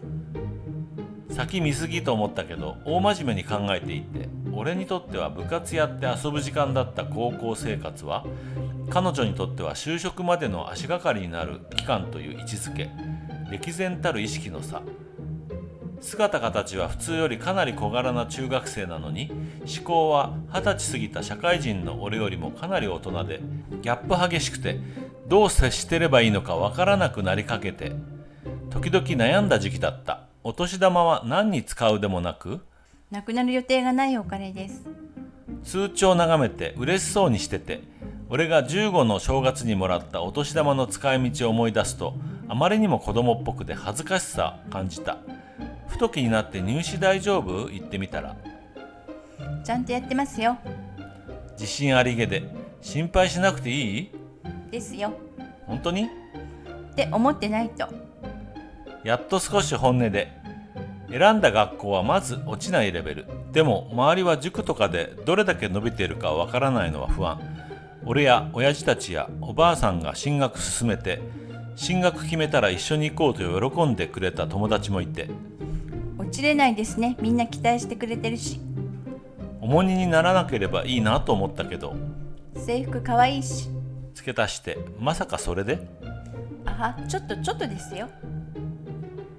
自分から頭持ってきて手乗っけて、そういうのもありかなと余分に撫でた。2月の半ば過ぎに入試前には同じ学校を受ける友達を市営に呼んで一緒に勉強して、彼女の学校でのことは最初に聞いた時に微妙な雰囲気になって以来聞けなかったけど、ちゃんと仲いい友達がいて楽しく過ごせてるっていうのは感じられて、それには安心して、でも集まると話し始めるのは仕方のないことらしく、身が入ってる様子はないとおばあさんは笑って、なるようにしかならんからね。気負ってるよりは安心してられると俺もそう思うことにした。彼女は見たいって言うから。と俺の部屋に友達連れてきたりもして、後で大きい。怖くない？その2つは必ず言われると笑って、だろうなと納得した。入試の前日に入学祝い何がいい？フライングして聞いたら、制服ですって答えで、その時着てた中学の制服ちょっと持って、これ着れなくなるし。少し寂しげで、お母さんに買ってもらった最後の服、思い入れはあっても中学出て着続けることはできない。高いけどいいですか？いいよ。彼女から買ってほしいものの指定があったのはそれが最初。制服ならサイズ合わせだけだから選ばなくていいのに少し安心した。合格発表当日、たまたま休みがあったから一緒に見に行くことになって、彼女も友達も一緒で、女の子4人連れて徒歩で高校までほとんど引率。みんな全然緊張感なくて、拍子抜けして理由聞いたら、今年3人しか落ちないから。だから大丈夫。でも逆に残酷な状況でもあって、掲示板に結果貼り出されてすぐ彼女と友達3人とは番号を見つけて喜び合ってたんだけど、大泣きしている男子がいて仕方のないことだけど気の毒に、そう思ってたら急に振り向いて、生活保護、学費どうすんだよ、就職じゃねえのかよ、迷惑なんだよ。一瞬で周囲の空気凍って、こっち突っ込んできて、先生とか周囲の男子が止めに入って、それ知り目に足早にその場離れて、彼女に視線を落としたら俺の腕引いて、慣れてます。かける言葉なくて軽く肩抱いて、彼女が動かないから俺も動けないでいると、彼女の友達がはい交代。と手挙げて、ダメ。あ、吉。私の。はいはい、そうだよね。笑わせてくれて、やっとまた喜び合えて、合格と良い友達いてくれたこと、二重に嬉しかった。あの時彼女に罵声浴びせた男子は学校でも同じ感じで、彼女が進学取りやめれば自分が繰り上がるんじゃないかと思ってつけ回して怒鳴りつけてなんてこともあったらしい。親いねえから怖くねえと方言してたとも。でも彼女は俺に何も言わなかった。俺はそれを一緒に合格発表を見に行った中の一人と携帯で話して知った。ただ周囲もその男子の行動を異常と見て彼女と二人にするようなことはなかったし、教師も事態を重く見て男子呼び出して指導したりということもあったけど収まらないで、すっごい嫌味なハゲの先生がホームルームの時に担任でもないのに来て、その男子立たせて、繰り上がりなんかないよ、バカがみっともない逆恨みすんな、直接言ったそうで、むごいけど何かすっきりしました。それ以来は何もしなくなったと笑って、黙って我慢するから調子乗らしちゃうんですよ。我慢強すぎるとも言って、彼女の慣れてます。って言葉と、そんなことがあっても俺には何も言わなかったこと、やっぱり嫌な思いしてそれ押し殺してたこともあったのかなと考えると、やっぱり情けなくて、何もせずにいられなくて、彼女帰ってきたらすぐ制服買いに連れて行って採寸してもらって一揃い試着してはしゃぐ姿見て嬉しくて、ネクタイの結び方知らなくて部屋帰ってから教えながら、他に何かない？他に？進学祝い。彼女手止めて意外な顔して振り向いて、何でもいいんですか？いいよ、軽い気持ちで言ったら。じゃあ高校入ったらもう少し彼女扱いしてください。何かやたらと困ること言われて、友達に3年も付き合って何もないのは絶対に変と言われまくったらしくて、俺に反論とかする暇も与えずペコッと頭下げて、お願いします。何よりも困る事柄で、そのうち曖昧な言葉返したけど、彼女も突っ込んでは来ずに照れ笑いしてた。中学の卒業式には俺も出席。おばあさんにあんたには来てもらわんと。そう強く言われて、同僚に勤務日変わってもらって出席決定。前日から自分の時より緊張して変な気分だった。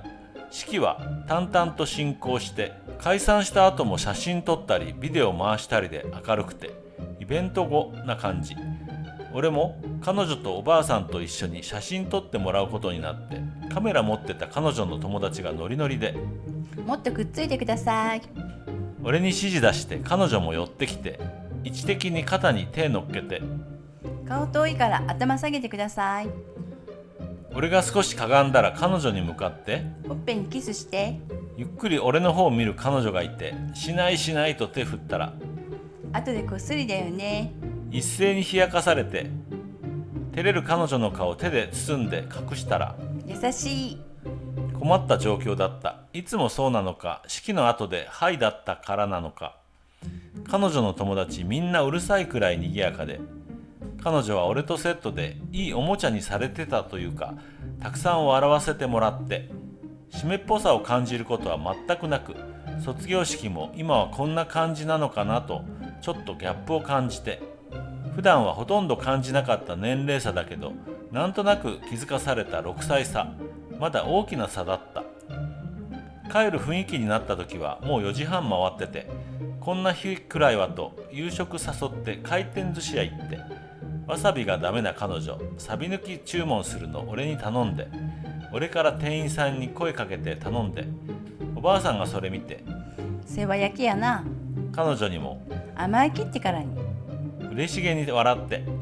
世話になりっぱなしでなんとか中学出せたと頭下げられて、そんなことされると何か慌てて、俺もお世話になってますからなんちゃ釣り合い取れとらせん。断じられて、おばあさんは彼女の髪撫でながら、あんたも中くらいしたげんと。冗談で言ったんだろうけど、彼女はワンテンポ置いてから真面目な顔で返事して、その時はそれで済んだけど、帰って2人になった時、彼女が俺の肩つついて、あは、教えてください。ちょっと顔赤くして、教えてって。したことないもん。いずれね、余裕見せたつもりだったけど、結構強く肩叩かれた。明らかな抗議、不満げな表情。それ消すために随分長く撫でた。高校の入学式当日、俺は仕事、しかも夜勤明け。彼女は残念があったけど出席できなかった。いろいろあって家帰れたのが1時。夕方6時頃に彼女が顔触ってるのに気づいて目を覚ました。ひげ触ってる手止めさせたら、おはようございます。おはよう。眠気はまだあったけど起きて、彼女はまだ制服着たまま。きちんと着た姿は初めて。突然大人びた感じがして違和感すら感じた。彼女が可愛いと言った制服は公立校にしては派手めな色使いで、田舎では珍しかった。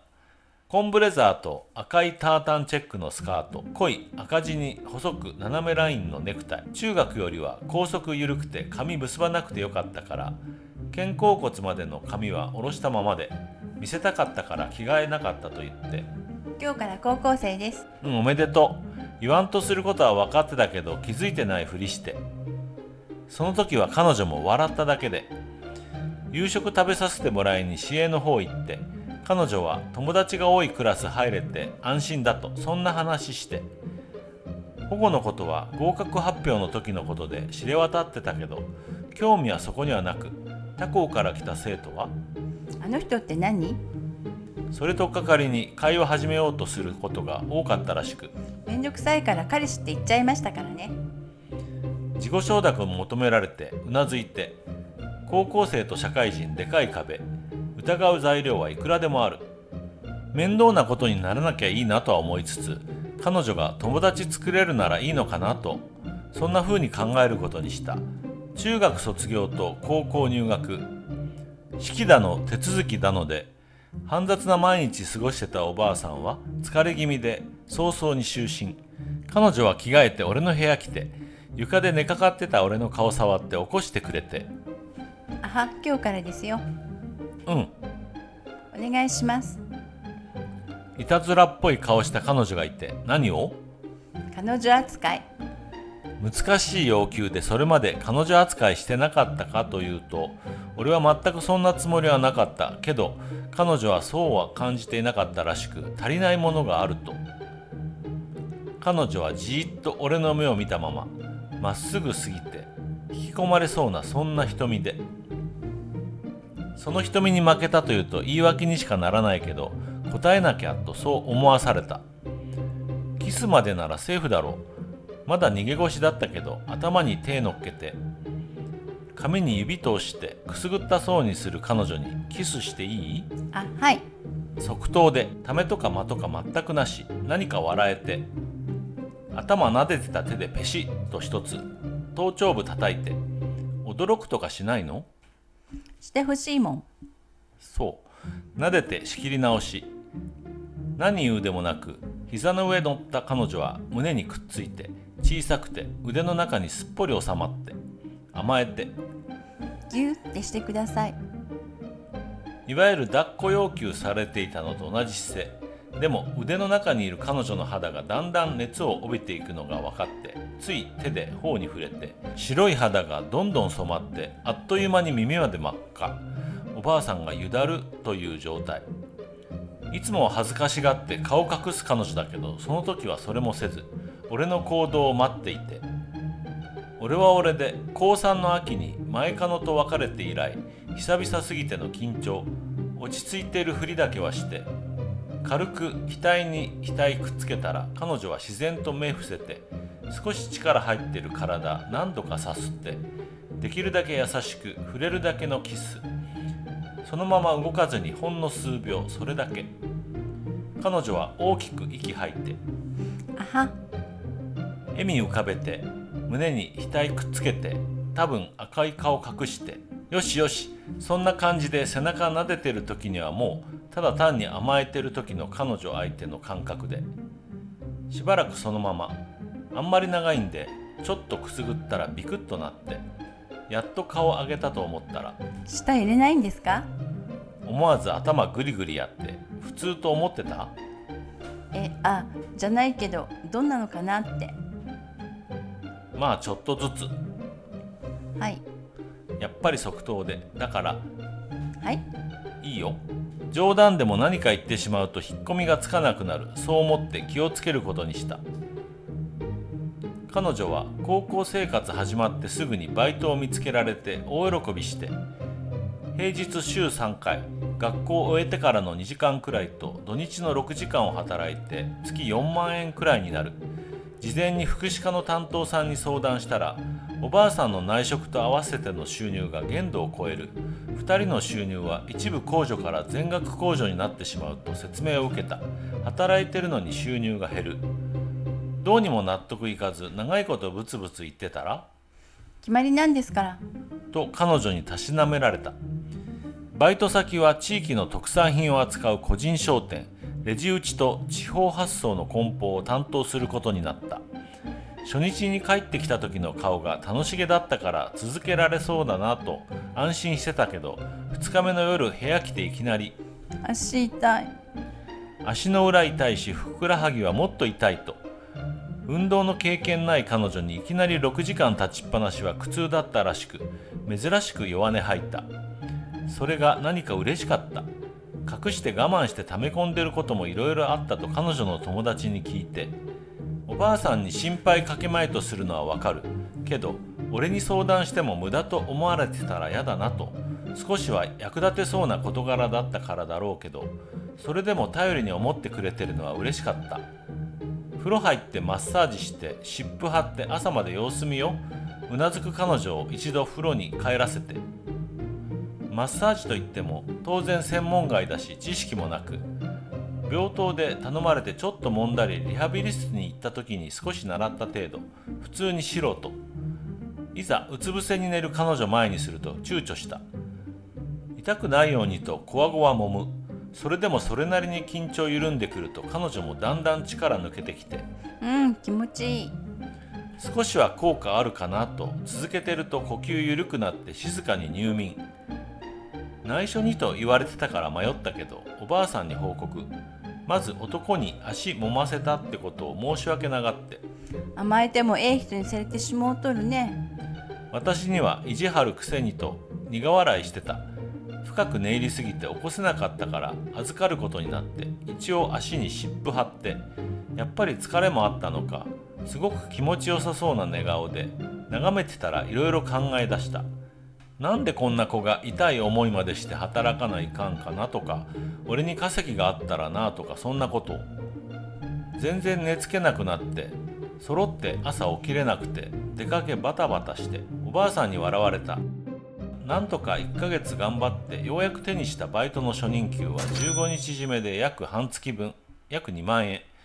彼女は明細見せてくれて、自分が働けたことの証明だと嬉しそうに眺めながら、ちゃんと働いたお金ですよね。やつですね。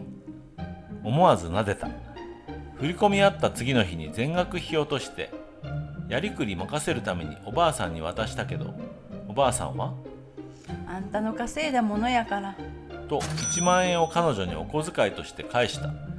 それまでは必要なものできたらもらうだけで、お小遣いもらったことなくて多すぎると慌てながら、半分でいいとか、収入減ってお小遣いもらって家計は大丈夫なのかという心配も口にしたけど、全部は取れん。の一点張りで譲らず、彼女も戸惑いながらも受け取ることになって、財布に1万円札持つの怖いからと1000円札と500円玉に崩してからもらってた。ずっともらってばっかりですからと牛丼をおごってくれた。普通の牛丼がやたらと美味しかった。もうこの頃にはバイトにすっかり慣れて、立ち疲れることも足痛いなんてこともなくなったけど、たびたび足と背中と頼まれるようになった。最初の時が気持ちよくてよく寝れたからか癖がついて、せっかくだからちゃんと習おうと理科室で資料をもらって見学して、少し知識を得ると試したくて、風呂入ってからジャージ姿の彼女が部屋来て、お願いします。その言葉を待ち構えている感じに、おばあさんがチンも出さんのにと申し訳ながってたから、勉強になりますとか言ってたけど、実際のは脱力しきってネイル彼女を見ていると妙に幸せ感じられて、ほっとできて完全に趣味化してた彼女は、一緒にいる時間減ったから。そう言って揉まない日でも泊まりに来る回数が増えて、家帰るのは食事だけの日が続いても、おばあさんはようやババ離れしたかねとむしろ嬉しげ。信頼してくれてるがゆえの無警戒。そう思うと裏切ることはできないと思い、彼氏というよりは保護者、彼女が制服着てる間はそのスタンスでいようと努力はした。とはいえ相変わらずちっちゃくて細くて華奢な彼女も、体型はすっかり女性で、意識してか単に甘えてか体寄せられて、柔らかな感触感じて、激しく理性の留め金が揺らぐ。そんなことがしょっちゅう。でも俺はお兄ちゃんなんだからとギリギリ耐えた。仕事に慣れが出てくると一日が楽に過ぎるようになって、そうなると一日過ぎるのが早くなって、気がついたら1ヶ月過ぎてるような穏やかながらもあまり変化のない毎日。とにかく気楽で、仕事を終えて市へ行けばおばあさんが食事作ってくれてて、俺より少し遅くに彼女が帰ってきて、夕食食べて風呂入って、夜早いおばあさんにおやすみなさい言って、それから部屋に来ていつも横にいて、足と背中頼まれない日はゆるゆると本読んでたりゲームしたりテレビ見てたり。チャンネル争いをしだしたのはその頃。お互い一人っ子、そんな経験はなかったから新鮮だった。ニュースとスポーツ中継くらいしか見ない俺、映画がある時だけ見る彼女、見る時間帯は被らない。テレビは BGM 代わりについてるだけ。チャンネル争いも結局甘える口実。彼女の思うツボだった。それも慣れなのか、本当の意味で心開いてくれたのか、どんどん素の甘えっ子な顔を出してきて、彼女扱い、大人扱いしてくれというくせに、行動はまるで子供。中学の頃より幼いくらい、しっかりしてて大人びてはいるけど、押し殺してる部分もあったのかなと思ってつい許してた。膝乗ってくるのはだいぶ慣れてたけど、横になってる時に上乗られ出すと落ち着いてもいられず、眠い時とか相手しないでいると突然無視した。それ言い出したらもうダメで、仰向けだろうがうつ伏せだろうが、胴体またいで乗っかって体重預けてくっついて離れなくなる。口では重いとか熱いとか言いながら、ただ単に甘えてるだけだと理解しつつも、頭の隅の方でこの行為実は誘惑か挑発じゃないのかとか考えて打ち消すのも結構大変だった。離れる代わりに高い高いしてほしいと頼まれた時は思わず笑ってちょっと噛まれた。小さい頃誰かにしてもらう機会なかったんだろうかなとか思うと、俺でよければな感じで、脇の下持ってひょいと抱き上げて、ちょっと放量に差し上げて、しっかり受け止める。繰り返してたら、怖い怖い怖い言って笑いながら首に抱きついてゆっくり下ろしたら、あは、小さくてよかったです。背の低さ、体格の細さ、本人も気にはしていたけど、俺と対比しての自分の小ささを楽しんでもいて、それを利用してベタベタに甘える。かなり困った。彼女が高2の夏、専門学校時代の友達が結婚。仲良い友達だから俺と彼女2人とも呼んでもらった。新郎は大卒組で年上、いろいろお世話になった方。新婦は彼女が俺の携帯でメールのやり取りしてる友達。俺も彼女も結婚式に出たことなくて、どんなものか知りたくて行くと即答。早速準備始めた。遠いのと夜遅くなるから一泊の予定。宿の最終決定は彼女に一任。彼女の式服買いに行って完了。当日式場で学校の友達と合流。彼女は速攻で捕まって化粧室連れ込まれて顔塗られてた。出来上がって戻ってきたら薄いピンクの口紅が妙に生めかしくて変に動揺して大概冷やかされた。式の最中、彼女が俺の手を持っていいな。引っ張ったりゆすったりしながら繰り返して、その場では式や結婚に対する憧れが強いんかなとか漠然と思ったけど微妙にずれていた。俺は二次会の開始時に知った新婦の解任、彼女のいいな。はそれに向けてのこと。赤ちゃんいいな。心底羨ましそうな彼女に新婦が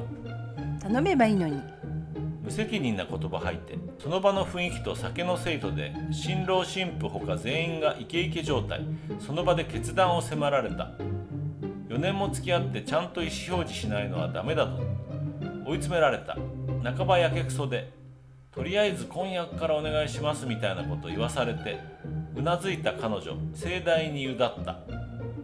缶ビール1本で死ねる下戸なのにアホみたいに酒持ってこられて祝いだとかってわけわからなかったし、彼女まで飲まされて目真っ赤にしてるしで拒否るのに苦労。二次会終了でやっと解放されて12時回ってから宿に到着。普通のビジネスホテルの和室座ってしばらく2人して放心してたら、やっぱりなしとか冗談だったとかなしですよ。ポツンと言って見上げられて、ここまで来て引っ込みがつくわけもなく心配ないよ。あは。返事は？返事？返事聞いてない。意地悪く言ったつもりだったけど元気にお願いします言ってくれた。おばあさんと親父たちにはとりあえず内緒。俺の実家に帰って全員揃ってる時に言うことに決めた。帰りに彼女と俺と揃いの指輪買った。もちろん安物。見られたらバレるからと俺の部屋でだけしてた。仮にとはいえ婚約しても相変わらず子供かよってくらい甘えられて、それには何か安心できた。仮婚約決めてすぐ彼女は突然髪を切った。背中まであった髪ばっさり、耳が出るくらい短く。大人っぽくなるかと思ったら失敗したと謝られた。実際かなり印象変わってやんちゃな感じ。でも涼しげで軽そうで似合ってて、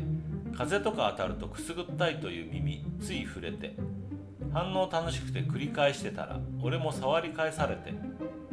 ビクってならないですね。不思議がられた。でもやっぱり長かった髪切ったことで女の子連中は絶対なんかあったと俺と彼女に電話構成。いろいろ聞かれたけどすっとぼけて、彼女もだんまり決め込んでとにかく秘密は守った。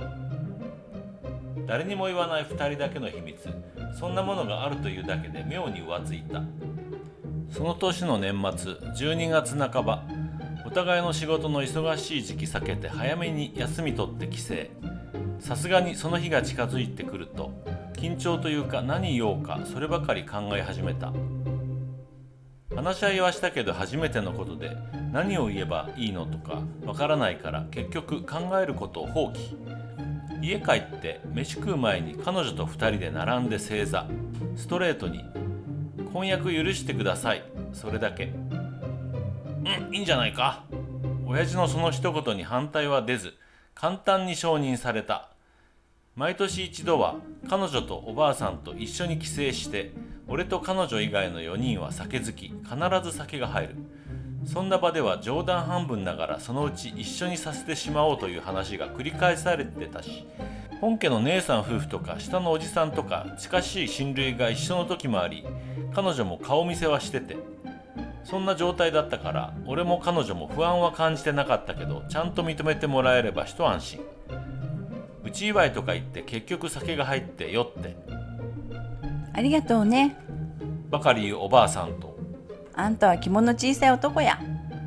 と怒るおばあちゃん。今すぐ結婚しろと暴走。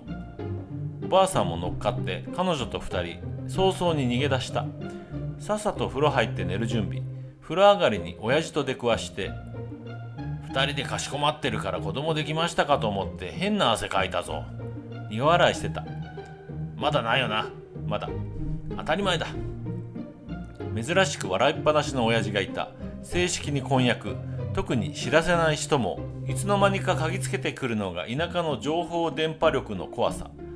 速攻で知れ渡り祝ってくれる人が多い中で、やっぱり難癖つける人も出てきた。どこにも相談がなかった。勝手な振る舞いばかりしていると親戚内からも弾かないかんなる。本家に逆らって感動されてまだ来れないのかと説教体制の方々、とにかくうるさかった。面白かったのが、こんなやり方はない。世間に顔向けでけん。恥になる。と怒鳴り込んできたばあさま。高校出るの待って見合いしてやる気でいたのに、こんな常識外れの抜け駆けはなかろうが。こんなのは誰にも認めてもらわれん。格も低い、年も若いで順番が違う。年が差から順人が当たり前。要するに何が言いたいのかというと、その家の息子が未婚だったという話で彼女を譲れと。しかも息子さん50近かった。ありえなさすぎて、その場にいた俺と親父と下のおじさんで爆笑。下のおじさんに、あんた人の彼女と見合いはないやろ、どっちが常識外れかと言われ、おかしげなことを考えるなと笑われ、すると身内に恥をかかすのかとわめき散らしだし、若い嫁とってもあんたら種なしの筋が相手じゃ子ができんって、かわいそうなことになるだけや。この言葉で下のおじさんが切れて、ばあさまをひっつかんで庭を引きずり出して警察が出動する事態に。今でこそなんとか笑い話にできるけど、その時は修羅場というか、かなりみっともないことになった。種なしって何のことだと親父に聞いたら、親父の2人の兄が共に結婚しても子供がなくて、親父もおかんと結婚して俺ができるまで8年かかって、その間に種なしの筋と言われだしたと。上のおじさんは箸屋で財産作った人、下のおじさんは一緒にやってて今は引き継いでる人。親父は当時としては珍しく大学出て地元に戻って公務員になった。どっちも農村では妬みの対象。みんな結婚も早かったし、経済的にも豊かで、陰口叩けるところは子供がないことぐらいだったから、種なしと呼ばれるようになったと。親父は俺が生まれてるんだからないわけはないんだけど、下のおじさんにとっては我慢ならない言葉。切れて当然、警察から帰ってきてかなり落ち込んで、俺への遺伝まで気にしだしてたから安心させようと検査受けてみるよ、軽い気持ちで言った。職場の院長に事情を話して紹介状を書いてもらって精液検査を受けた。高額のためにとか言いながら、結果はちょっと精子数少なめ、何とか検査してみますか。聞いて1分間ぐらいは固まってた。4度目の検査を終えて、軽度の造精子機能障害との診断、いわゆる種が薄いという状態。自然妊娠は可能なレベルだし、若いんだから深刻になるなと言われたけどショックだった。院長に結果を報告したら焼肉食わせてくれて、目白朝間競走馬の話をしてくれて、競馬は知らないけど頑張れば立派に子孫を残せると言いたいことは理解できて、とにかく泣いた。迷ったけど親父たちには妊娠に問題なしだけ伝えた。下のおじさんは喜んで涙声、心苦しかった。高校3年になった彼女は一生懸命バイト頑張ってた。卒業後に正社員で働くことが決まったから。パートさん入れても10人くらいの小さなところだけど、少しはボーナスも出してくれると。真面目なのと仕事にきっちりこなしていたのを認められてのこと。やっと普通になれると喜んで。赤ちゃん欲しいです。初めてはっきりと言った彼女に恐る恐る、今？そう聞いたら、卒業して1年くらいお金貯めてからですね。準備も勉強もできてないから今はまだ無理だと。お母さんが20歳で私産んでくれたから、私もできたら20歳でお母さんになりたいです。お母さんになってお父さんと一緒に子供を育てたい。大きな夢を語るみたいに楽しげに語って、それ聞いてて俺がどんな状態なのかを伝えることを決心した。どんな反応返ってくるか怖かったけど、確率ちょっと低いだけなんですよね。うなずいたら、あは、いっぱいします。思わず抱きしめた。その頃はまだ子供ができるような行為には至ってなくて、でもキスは毎日のようにしてて、そのどさくさに紛れてどこかしら触れたり、布団の中で体寄せられたり、つい手が伸びたり、骨は嫌だ。それ以外は良いというか、嫌がることもなく、むしろ待たれているような。甘えられてなんとなく撫でる、その延長のちょっと深いスキンシップのような感覚、その程度まで。まだ学生、まだ子供。俺の中ではそうだったから、それ以上は踏み込めなかった。彼女が高校卒業して正社員としての初任給もらうとともに生活保護を止めてもらった。これでやっと普通ですよね。彼女は興奮気味にそう言って顔全部で笑顔を作った。初任給13万くらい、生活費として8万円をおばあさんに、自分のお小遣いは1万円、残りは全部貯金。赤ちゃん用貯金。そう公言されて照れくさくて、俺も一緒に貯め始めた。俺と彼女の共通の趣味は読書。休みの日も2人で漫画喫茶行くくらいで、使いどころないから貯められる。月々貯まるのが嬉しかった。けど仕事帰ってきて風呂入ってきた彼女の足をいつも通り揉んでるとき、貯金貯まるのはいいんですけど、赤ちゃんはじれたのか突然言われて、もう社会人なんだから子供じゃないですよね。そこまで言わせてごまかせるわけもなく、やっと思い切れた。とはいえ俺も高3の時以来だし、彼女は初めてだしで、かなり戸惑って、日を改めながらの4度目のチャレンジでなんとかできて、嬉しいと言ってくれる彼女を前にして、すごい罪悪感と嫌悪感に襲われた。彼女の願い叶えてあげられるのかなと不安にもなった。けど彼女が言ってくれた。あは、大丈夫ですよ。それだけで何か安心できた。あの時からの俺と彼女が置かれている状況はほとんど変わりがありません。結婚もまだです。おばあさんが、もう子守は済んだで。そう言って彼女の住所が俺の部屋になったくらいです。俺たちの仕事も同じ。おばあさんも内職続けてます。彼女の求めたごく普通の暮らしだと思います。最近彼女が積極的に子作りを考えて、食べるものまで気を使い始めて、排卵日とかの計算もしてるし、いろんな俗説やら仕入れてきては実行したりして、友達のナースや介護職の女の子たちがあることないこと吹き込んでくれるのには少し困ってます。毎年命日に近い日に2人でお母さんのお墓参りに行きます。今年も行けました。いつか3人で行ける時が来たらいいなと、今願うことはそれだけです。長々とすいませんでした。コメント欄で皆さんのご意見をお聞かせください。またこの動画の評価とチャンネル登録をぜひよろしくお願いします。ご視聴ありがとうございました。